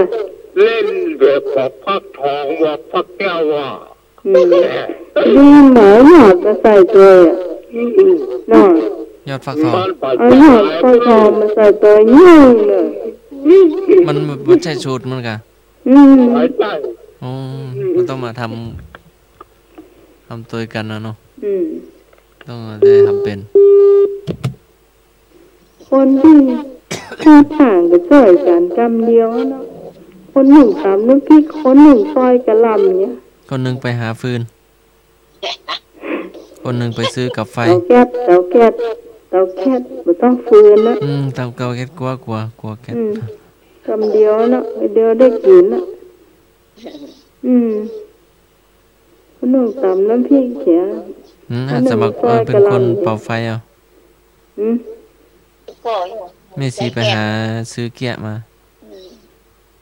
นักใจหนักใจหนักแบบในเกียร์ เจ้าทานก็ดีหรอกพอหม้อก๋วยเตี๋ยวอ่ะจำได้อ่ะท่าน แม่ ส ปิ้ง มัคร กล้วยเจ้า ตอนเตียนวันที่16วัน เจ้า เจ้าทานเนาะก็ดีหรอกเอาบัตรใจอันนามสกรรมตอกแค่ มันอยู่ในมือน่ะ มี เนาะ ลามทั้งไหน มันอุ่นก็ได้ หลวงลามนะ มันหอมมันอุ่นตลอดจ้ะเนาะ อันฐานนี่นะถ้าฟืนมันหมดไวเนาะ ฟืนหมดไว้ ปืนก็ด้วยมีใจงานหมด แล้วทานตักมาทานเตอกันนี่เนาะใส่ขันโตกหรือว่าใส่ถาด โอ้ใส่กระมัง ฮะ ใส่กระมังเลยอ่ะ แล้วมันเดียวไว้กินไปกัน แล้วก็ตักใส่ถ้วยดูกาไก่ก่อน ใส่ละ กระมังนะกระมังที่เราเทหม้อแกงใส่น้ำมันนะ ก็จ้อน คนมันหยอบหรอกกระลำมันหยอบอย่ามันโดนน้ำร้อนมันหยอบอย่า บางคนก็ว่าน้ำลายปู มันโดนน้ำร้อนมันหยอบนะแล้วมัน ขอแต่ครับ เจ้าไอ้นึก ที่บ้านพวกผมเป็นแต่งน้ำขนมเส้นก็ใจทานนะครับจะมาดินมันอุ่นตลอดอ่ะ ใส่หม้อดิน ขนมเส้นอ่ะ น้ำขนมเส้นน้ำนิ้วอ่ะ ครับ ใส่หม้อดิน สมมติมาดินเนอร์ ดูว่ากองนี้ของนี้หนาเพื่อแปลง ใส่หม้อ ค ดิน รับมาดินดังทาน แล้วก็เสาเหรอ เสา คนเสาเหรอ เขามามีอัน เสาลูก ป้าป้าสนะทองอยู่แล้วก็ เอาไม่ใช่เอาก้อนหินมา3 ก้อนวะ บาใจคนเศร้าอย่างนั้น เอา อันนั้น ขุด ทานจะมดเว้ย อันนั้นต้องใช้หลัวคือก้อนเก่า เห็นขุดแล้วก็เอาใช้หลัว เจ้า ครับอันนี้เป็นดังทาน ผ่านต้องเสาอังโลก ครับ ทานไปหามาจากไหน เอา ซื้อเอา ซื้อเอา เป็นเนื้อมาขาย ไปซื้อต่อหนุ่มเผาทานกะ เปิด บ้านผมซื้อมาถุง12 เดี๋ยว เพื่อแต่งถุงไปถุงขาย 10 บาทแล้วก็45ใหญ่นั่นน่ะ แต่เอ็นดู ถุงโอ้อันที่บ้านน้ำใหม่ ก็เคยเห็นคนเผาถ่านอยู่นะ แต่หน้าตาก็มอมแมมหน่อยมัน เดี๋ยวแก้มดำก็เดี๋ยว ผมก็เคยขอทานรู้ หน้าดำเนาะ ขอทาน ลายอะไร เขาว่ากำให้มีโล กาทานกับไม้มินเนาะเป็นกาทานกับไม้มิน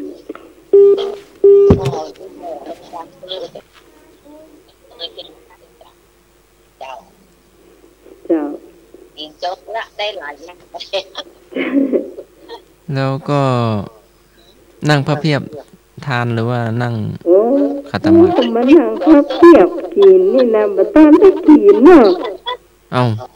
ผู้สุภาพสตรีนั่งพระเพียบไม่ใช่เหรอบางทีเห็น บัตามได้กิน นั่งโต๊ะกันแล้ว ก็นั่งพระเพียบทานแบบสุภาพ นั่ง นะ กับพื้นเหรอแล้วนั่งพับเพียบ ถ้าพอใจก็นั่ง นั่งยอง เอ้าไม่ใช่นั่งขัดตมาดกะ ๆแล้วแต่อาจจะมาได้นั่งยองๆ นั่งอยู่ยองบนหลวงพ่อคูณ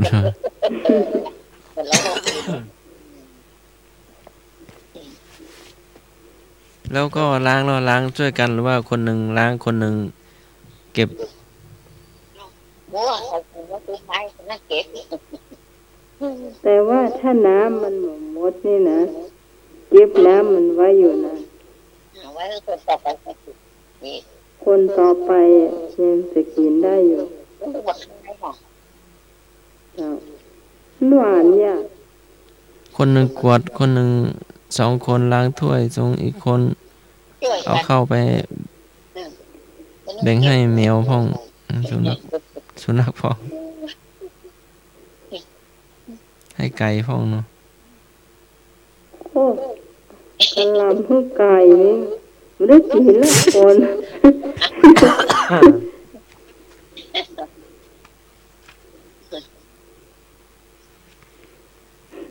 กินเสร็จแล้วล้างมือก่อน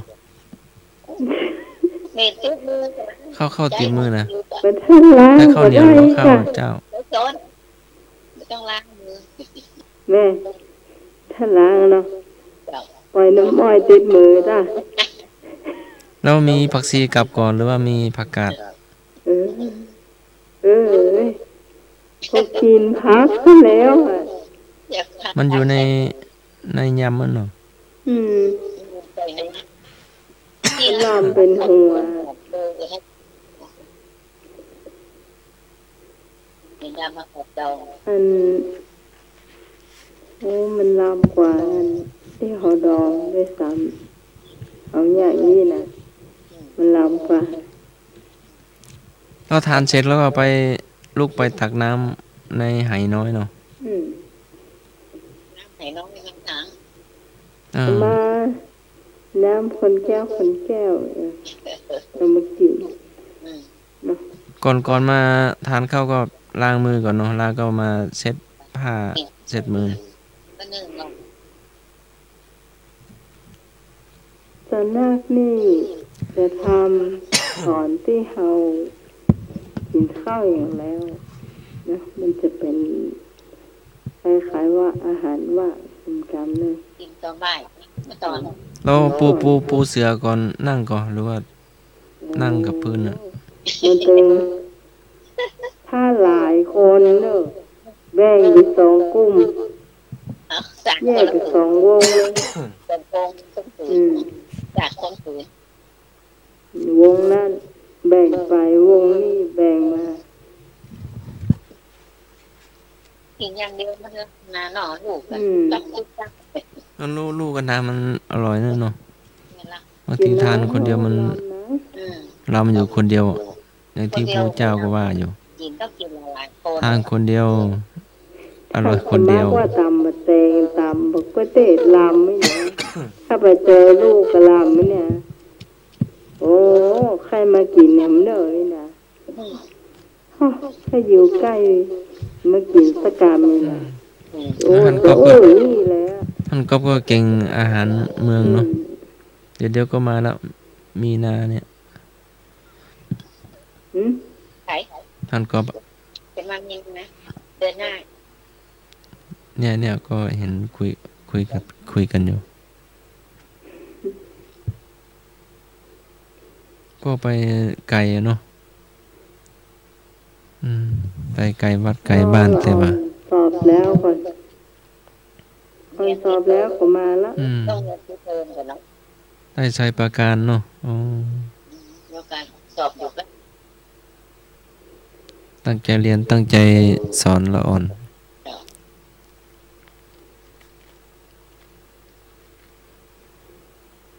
เจ้าอาหารกระโจกไปต่อไปเป็นเชี่ยน่ะ มึงเจี๊ยมันสมัคร เจ้า เชื่อกัน วันนี้มึงเดี๋ยวให้วางก่อนเด้อ เจ้า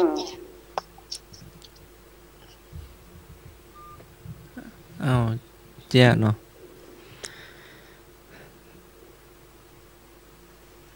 ท่านสภาก็เดินไปหาหลวงพ่อบ้างไปหาครูบาอาจารย์พ่องแล้วสักพักเดินผ่านสุนัขเนาะสักพักหมาตัวเมฆก็มางับตรงขาตรงเอ็นร้อยไหวเนาะ มางับแต่บ่งับแรงนะ อืม พอเจ็บๆนิดๆอ่ะสักพักมาตัวอื่นก็เห่าห้องมึนๆ มาเจอสักพัก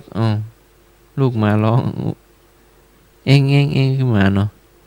อืม เกิดในใต้ต้นขนุนก็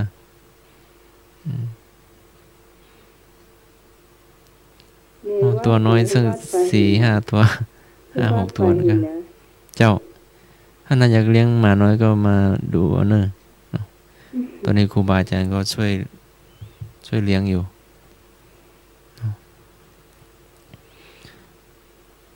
อันนี้หมาน้อยเนาะเจ้ากำลังยังไม่ลืมตาเนาะ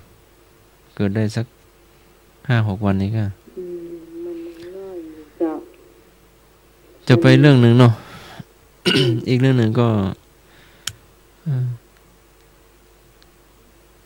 อีกท่านหนึ่งก็เพื่อนเนาะก็บอกว่ามาดูลูก กระรอกอ่ะ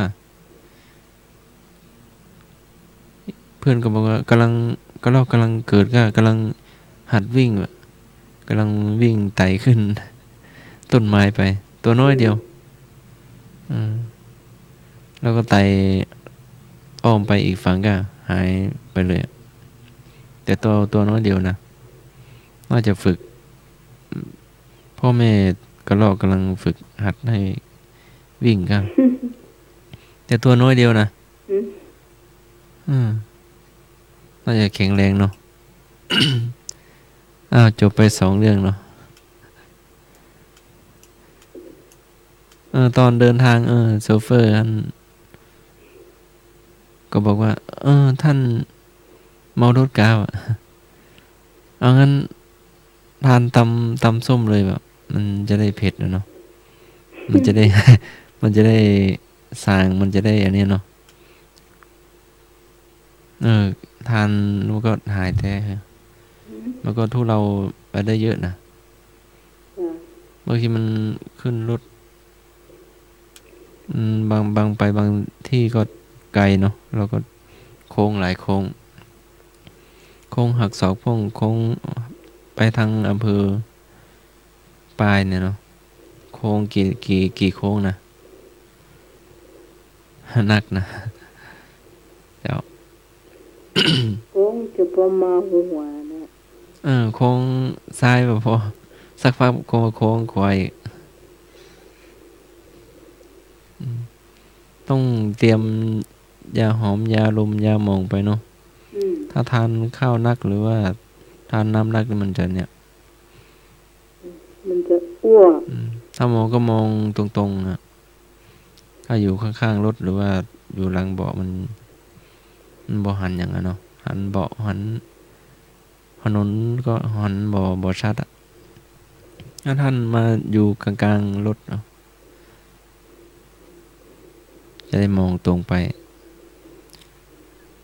เจ้า3 เรื่องเนาะท่านโซเฟอร์ก็เป็นห่วงเนาะ ขอให้หน่วยมีกระเจ้าให้หน่วยไอ้หนุ่ยมาเลยทุกแม่อุ้ยพ่ออุ้ยเนาะพี่สาวพี่หนุ่ม ช่วงนี้เป็นช่วงเล่าเจ๊ะมาแล้วครับผมดีครับเชื่อครับเชื่อไม่กล้าหรอกครับไม่สมัครไม่เดินเลยว่ะกล้าขาแบบเต้าเขา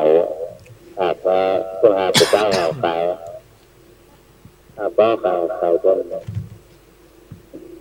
อน5 บาทความไม่ควร5 บาทอาบมาก็กล้าขาอาบแบบบ้านมาหน้าแห้งอาบมา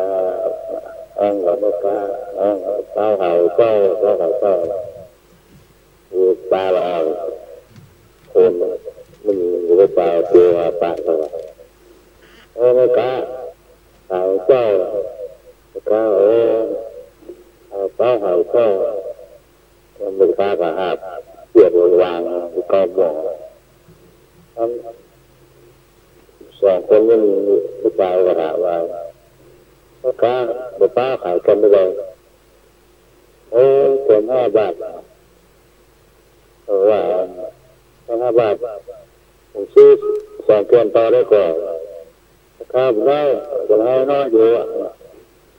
ผมซื้อ2 เกินข้าวได้ก่อนข้าวได้กว่า50,000โอ้โหจริงว่ะโอ้พวกนี้2 เกินข้าวมาขายนะโอ้ปากกูมันบอกไม่กล้าหรอกเพื่อนทันเพื่อนไปถึงนี่คิดบาปของเราครับโดยเป็นเรื่องว่านี่ก่อนมูเรื่องอันนี้จริงว่าเราห้างหลายคน5 คนว่าห้างเยอะจริงบ้างเขาหนักเยอะจริงเรื่องอะไรมาเจอคุณโอ้ขายข้าวเลยป้าขายจามันเลยข้าวอะไรต้องเขียนก็โหเลยผมเลือกใช้ออกมาป้าก็ต้องชี้อะไรเรือโคนหนึ่งเท่ากับปลาที่ความออกภาษาเราเจอว่ามาถูกตรงนี้มีกว่าเพื่อนน้อยๆล่ะเพื่อนใหญ่ทราบอยู่เชี่ยนอะไรทัดท้องอะไรก็คือว่าน้อยว่าอันนี้หนักเท่าน้อยละน้อยก็ไปกับหนูครับต้อง5 ปีหน่อยร้าน30 บาทป้าว่าน้อยไม่มีกว่าก็หมูเดียวเขาเองนี่ว่าโคตรตีเราอ่ะโคตรตีน้อยที่สุดเลยครับ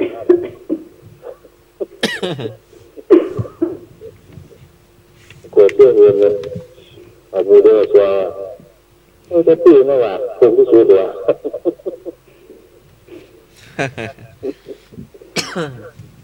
เคยหันเคยเจอตีอ่ะท่านสภาพว่าเคยเจอตีอ่ะฮะเคยสารพระภูมิอ่ะเคยเจอตีให้เจ้าที่มันถ้วยน้อยเดียวอ่ะถ้วยเดียวให้เจ้าที่นะแล้วเจ้าที่บ่ททานกัน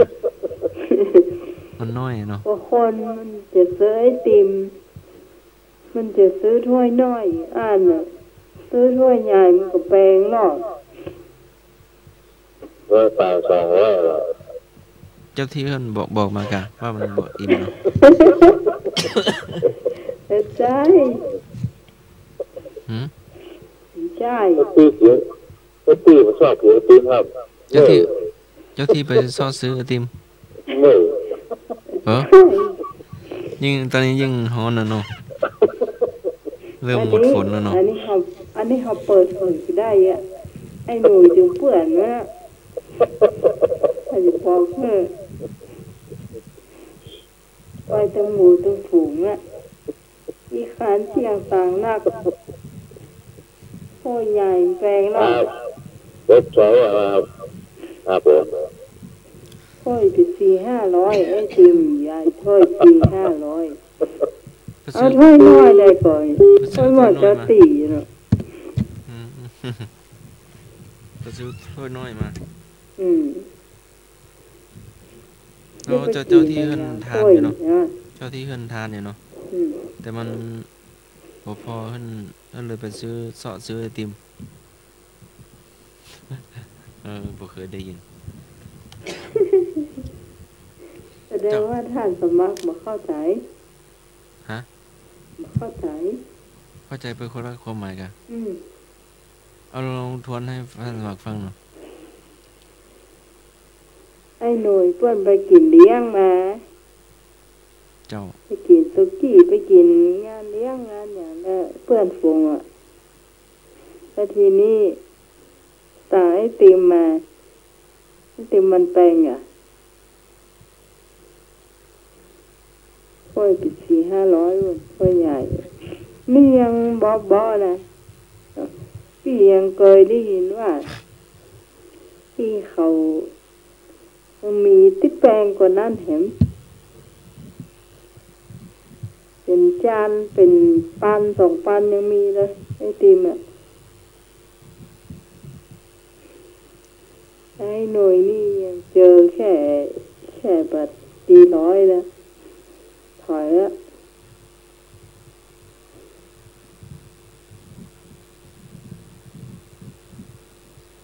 แต่เลยว่าเอาถ้วยหม้อเจ้าตีกระเบาะอย่างเข้าใจเหรอถ้วยน้อยๆอ่ะถ้าถ้วยใหญ่ไปหลอด400-500 บาทไอติมนะก็ไปซื้ออย่างกันนานนะไอติมไอติมขนมปัง10 บาทหรืออิ่มได้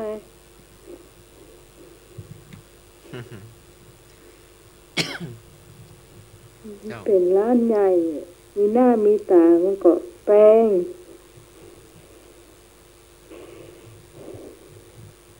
ต้องดูร้านดูอย่างก่อนเนาะคน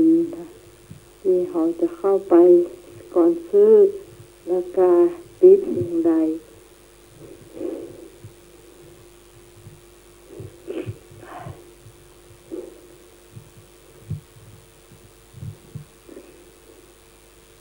ท่านไหนมีหน้าใหม่พอมีก่อนหรือว่าหัดสมัครต่อนี้บ่มีเลยหรือว่าหัดสมัครต่อหรือว่าแม่ทั้งหลายเนาะแม่พ่ออุ้ยแม่อุ้ยเข้ามาใครคนผู้ฟังไปละมูกเริ่มไหลละน้ำมูกเริ่มมาน้ำมูกเริ่มไหลละ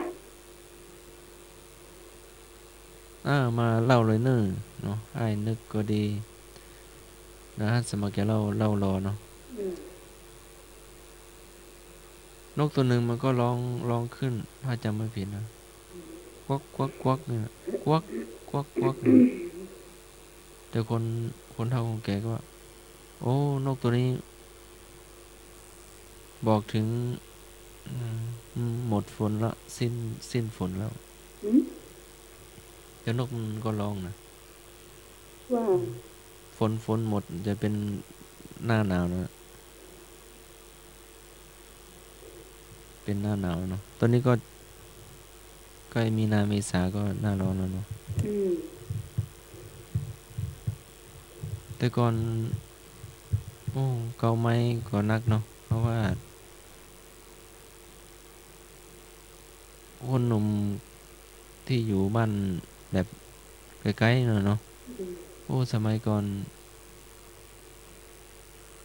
บ่าย 3นี่อาบน้ำแล้วมันหนาวขนาดนั้นน่ะในเมืองนี่ต้อง5 โมง 6 โมงทุ่มเนาะแล้วแต่ไอ้หนุ่มที่เคยสมัยเป็นเด็กนั่นก็ตอนบ่าย 3นี่ผมอาบน้ำแล้ว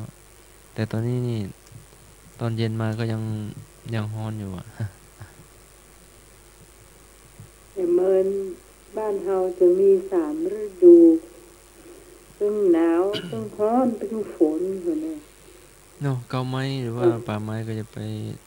ตัดกันนักเนาะยิ่งต้นใหญ่ต้นมันเป็นต้นน้ำเนาะมันเย็นเนาะไปแดดร้อนๆกล้าๆก็ไปนั่งพักเลยเนาะได้น้ำทาน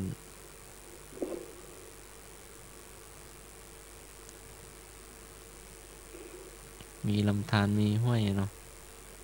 มีน้ำทานมีปลามีปูมีกุ้งมีเจ้าก็จะไปอีกเรื่องเนาะ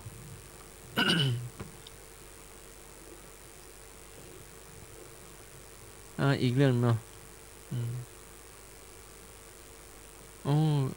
คืนไหนถ้าบ่ได้สวดมนต์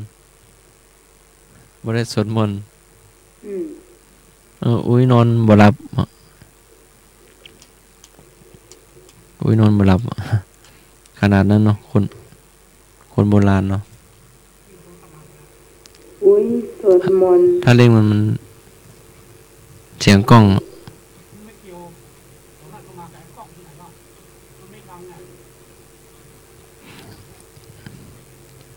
อ๋ออาจารย์บอกปรับมันไม่หันสมัครขึ้น ท่านสมาธิ ฮะ โอ้แล้วมันเสียงกล้อง ก็ไม่ก็ใกล้ปากกันนะ แต่อาจารย์ว่าปรับของหันสมัครมัน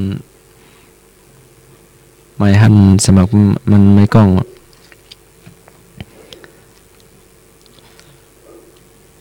อ้าวโทรมาได้เลยเนาะช่วงนี้ก็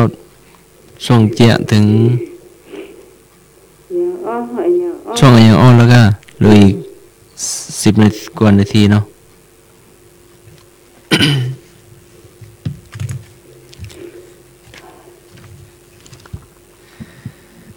ช่วงอะไรเอ่ยช่วงอะไรอย่างอ้อเนาะอาจารย์นุกมีก็เอิ้นมาได้เด้อถ้ายังไม่รับเนาะ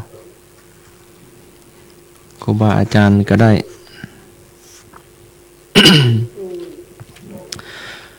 2 ตีนหาม 3 ตีนเฮ 1 ตีนแว่หากินโอ้มาแล้วเจ้า สมานะครับท่านสมัคร เอาได้ ผมขอถามปัญหาสักข้อนะครับ เจ้า แม่ให้ลูกได้กุสิ่งกุจัง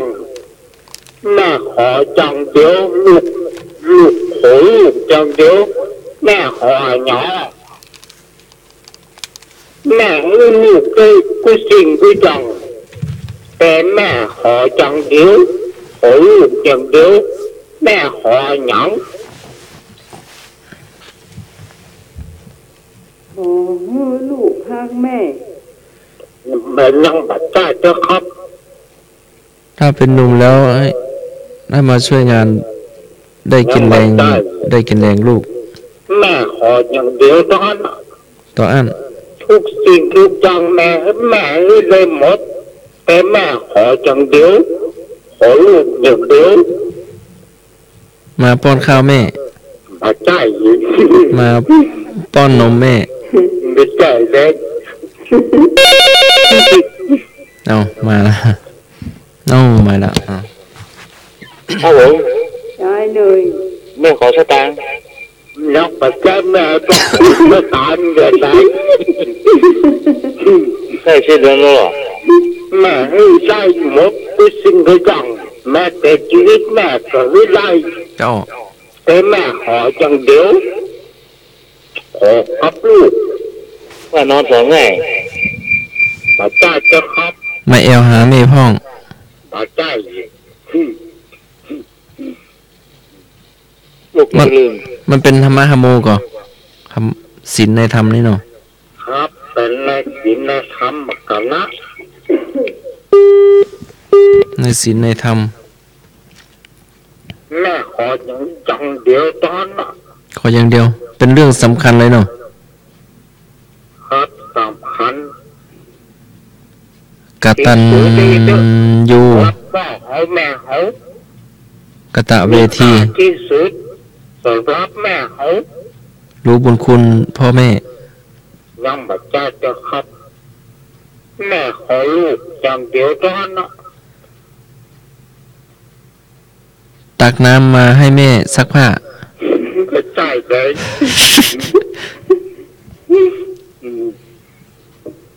เดี๋ยวนี้อัน ไปเก็บผักมาให้แม่ กำลังฟังท่าน ย่อมปัจจัยเจ้า ไปรดน้ำผักให้แม่ ยังบาดใจ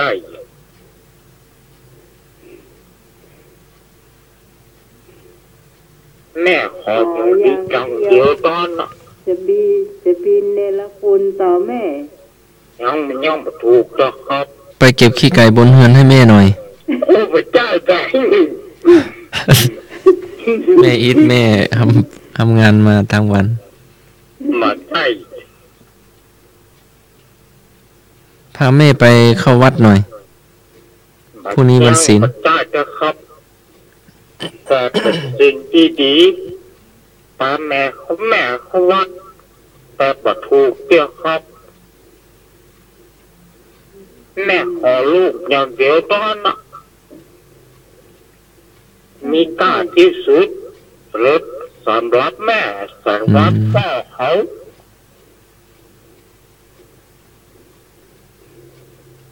แม่เมื่อยเหยียบให้แม่ มาใช่แล้ว เหยียบให้เหยียบแค่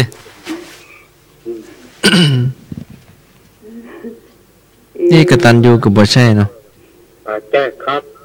มันสูงกว่านี้หรือว่ามันพอประมาณนี้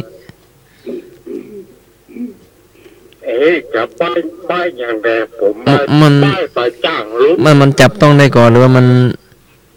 เป็นนามธรรม มาได้ครับ จับต้องไม่ได้ ครับเป็นน้ำมาท เป็นนามธรรมอยู่ในวัดก่อนหรือว่าอยู่ในบ้าน ำอยู่ในหัวเนี่ย อยู่ในตัวเรา ครับ ไม่ขออย่างเดียว แม่ขออย่างเดียวจะวินแม่ได้หมด ไม่ขอตอนทานข้าวหรือว่าไม่ขอตอนทำงานมา ตอนไหนก็ได้ครับ ตอนไหนก็ได้โอ้มีท่านผู้ฟังมาช่วย ตอบนะสวัสดีเจ้า เจ้าน้องหมาย เจ้า ภาษาเจ้าท่านสมัคร เจ้าวันนี้แม่อย่างนะ พี่สาวต้นเปล่า เป็นเปล่า โอ้ จะได้ตื่นแล้วพอดีเนี่ย โอ้สมองโอ้เป็นเที่ยงคืน รายการพอจะจบ มาเอินมาก็ดีใจละ ถามเวลาแม่สิ้นใจเจ้า มาจ้างครับ เออ อืม จะได้จะ แม่ ได้ ขออย่างเดียวตอน ขออย่างเดียว มัน ครับอย่างอื่นแม่ได้หมด แม้แต่ชีวิตแม่ก็ไม่ได้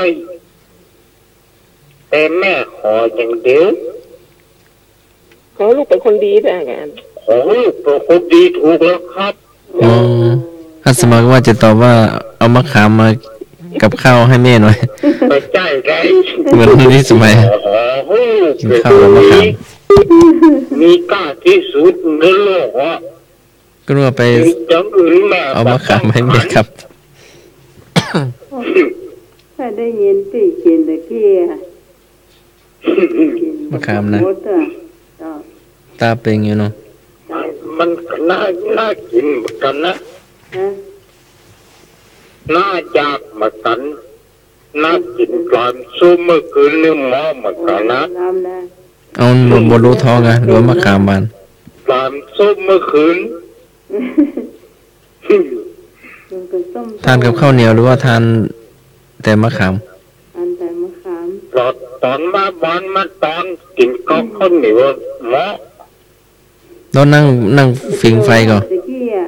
โอ้โหมันจะตายไปติงไฟเนี่ยหยัง เอานี่นะอ๋อมาคนละที่กันเนาะในบนดอยนะขึ้นฝิงไฟนะทานข้าวฝิงไฟ บ้าน เอา หอมขณะอาบน้ำยังอาบข้ามอาบเจ้าก็เรือออกเห็นไหมจะเป็นได้เกี่ยวต้องอาบข้าม รถก็นักกันเนาะยางกับแมงเม่าเนาะ ครับ ท่านรายการไปตัวกินมะขามไปตัว เออ เมินได้ยิน โอ้แม่ไหนเนาะ พี่หนุ่ย ครับผม โอ้ไอ้หนุ่ย ไอ้อย่างอ้อเวลายืนมันต่ำเวลาหน้ามันสูง หมา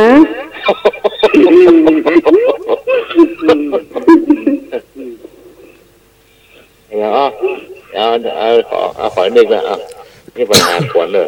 ขอให้หน่อย อย่างอ้อแม่ก็เลยหมดละนี่แม่ขออย่างเดียวละยังนะฮะอย่างอ้อปัญหาขวัญนึงนะ แม่ขออีกอะ แม่ขออย่างเดียวละไปจะขอเสื้อตางแหละนะ ขอให้ตั้งใจเรียน เสื้อตางแม่มีละขออย่างเดียวละ ขอให้ไปเรียน นี่แม่ขออย่างเดียวนี่ปัญหาขวัญเนอะ ก่อนนะ ครับ ถ้าตายแม่ไม่ละได้เงินกูทอหรอกแม่มางอละ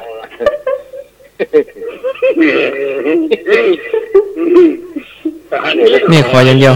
แม่ได้2 ต่อเงินมาเข้า ถ้าอยากตอบโทรมาตั้งมือถือมาใหม่ก็ได้เนอะ แม่ขออย่างเดียวนะ ลูกบ่ได้เป็นลูกเป็นคนบ่ดีแม่ขอเอามากอก ลูกแม่นี่เป็นคนดีหมดละ10 แม่ขอเอามากอกวัดหัวก็ ขออย่างเดียวเท่านั้น แม่ขอเอามากอกวัดหัวกรรมก็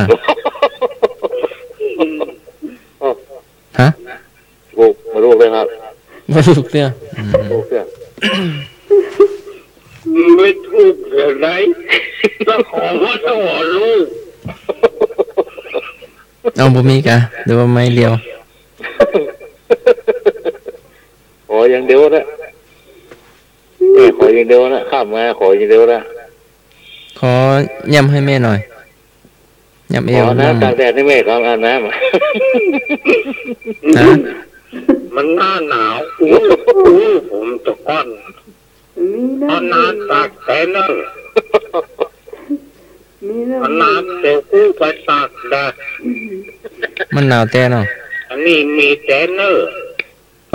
ผมเคยเนี่ย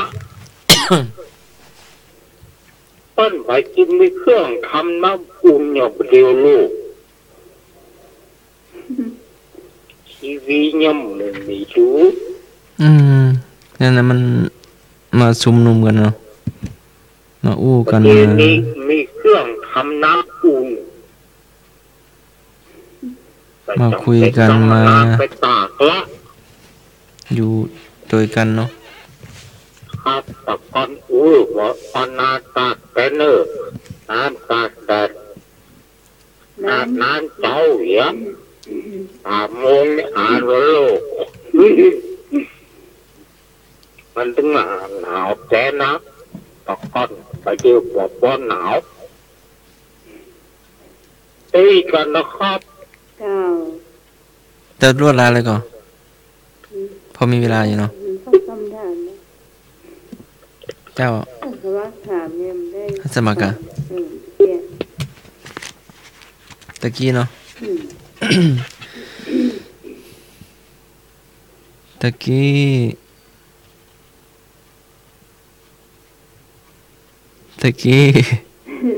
2 ตีนหาม3 ตีนเฮตีน1แว่ตีน1แวะหากิน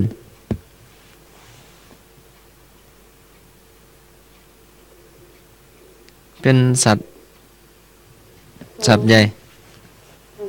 สัตว์มงคลด้วยเนาะ โอ้จ้าง สัตว์กูบ้านกูเมืองเนาะ จ้าง เจ้า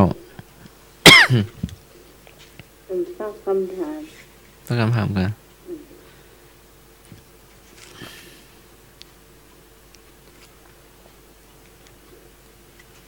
ถ้าคำถาม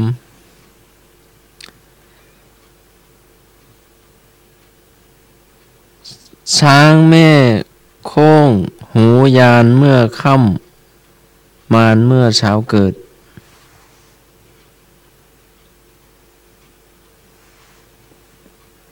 ช้างแม่โค้งหูยานเมื่อค่ำมารเมื่อเช้าเกิดเป็นของใช้เนาะ ตูดมุ้ง เก่ง ถูกป่ะ ๆเจ้า มันหูยานนะเนาะหู2 ฝั่ง4 ฝั่งเนาะสี่แจง สี่ ถ้ามันตึงไปมันก็ มันเหมือนเกิด มันตีนมุ้งมันบ่วิดอะเนาะ อืม มันตึงไปอ่ะ อืม มันค่ำมามันก็เราไปอยู่ในมุ้งหรอสมัยนี้เป็นอะไรก็มุ้งลวดแล้วก็ปิดประตูหน้าต่างฮะ มันก็จะมีบางที่ที่เปิ้นมามีมุ้งหลวดเนาะต้องใจอยู่ เจ้า ถ้าไม่ใจก็โยกโคตรจ้ะ แต่เห็น สมัยนี้ก็เห็นเขาแบบออกไปออกมาก็มันจะปิดเองอ่ะเป็นเหล็กดูดก็ถ้าเราออกไปมันก็เราก็เอามือกลางออกพอเราออกมาได้มันก็จะ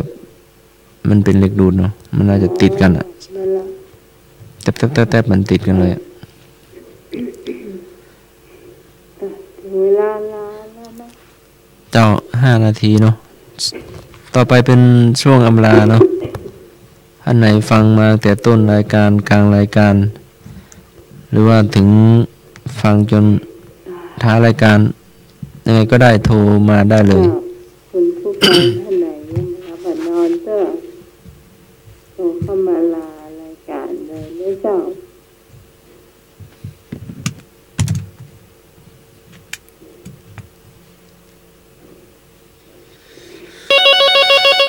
มาแล้ว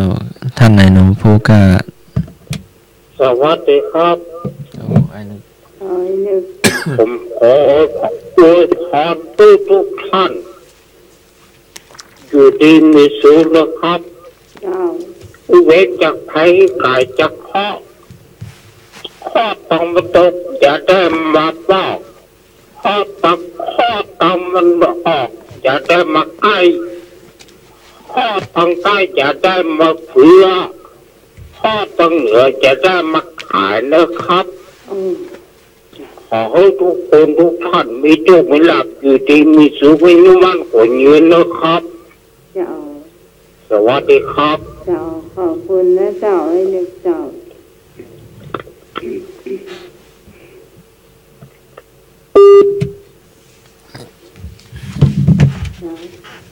ผู้ฟังท่านไหนยังมาเล่ากันเลยมาทีละสายนะเจ้าสวัสดีเจ้าเมื่อก่อนเนาะแล้วก็เอาไว้จ่ายแม่อาจารย์แม่อาจารย์สมัครจะดูน้องไหมก็เจ้าขอเงินแม่โพธาหายไปเว้ยเนอแม่โพธาเนาะเป็นคนเจ้าหลังแบบละปีอ่ะทุกคนที่มาสมัยขอปัญหากันเนาะใหม่จะเด้อไม่ใหม่จะแย่กันเนาะเว้ยเนอคนเนอรับดีฝันดีผู้สมัยเนาะเจ้าในบุญเจ้าขอบใจเจ้าถ้าวันนี้เป็นแฮมภาษาแฮมพวกต้องโดนด่าดีเป็นดีก็ต้องละในการคนเดียวครับผมครับวันนี้มาตรฐานอาจารย์ท่านมากนะครับเจ้ามีปีสไปนะครับในวันว่าขาเชียทุกท่านนะครับครับดีฝันดีทุกท่านนะครับนี่ก็ผู้เนี่ยใครขอสมาลาจบเรื่องมันเข้ามาแล้วนะครับให้หน่อยนะครับให้หน่อยครับท่านผู้น้องจะรายการมาได้นะให้หน่อยช่วยท่านสมัครเนอะครับเชื่อเปลี่ยนหมดเหรอเยี่ยมเสียเปลี่ยนหมดช่วยกันเนาะเชื่อเปลี่ยนหมดอ่ะจานงงครับสวัสดีครับผมเจ้าครับใจหน่วยนักมาก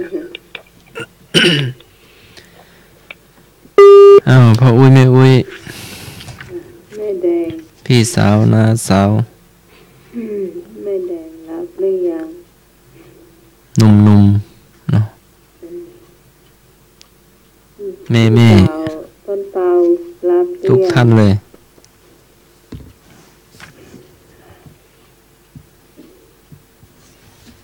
พยายามเจ้าพยายามจะบาลารายการเนาะเจ้าช่วงทานแล้วเนาะพรุ่งนี้ก็วันอาทิตย์ก็รายการเราไม่เคยเครียดก็ทุกวันเสาร์อาทิตย์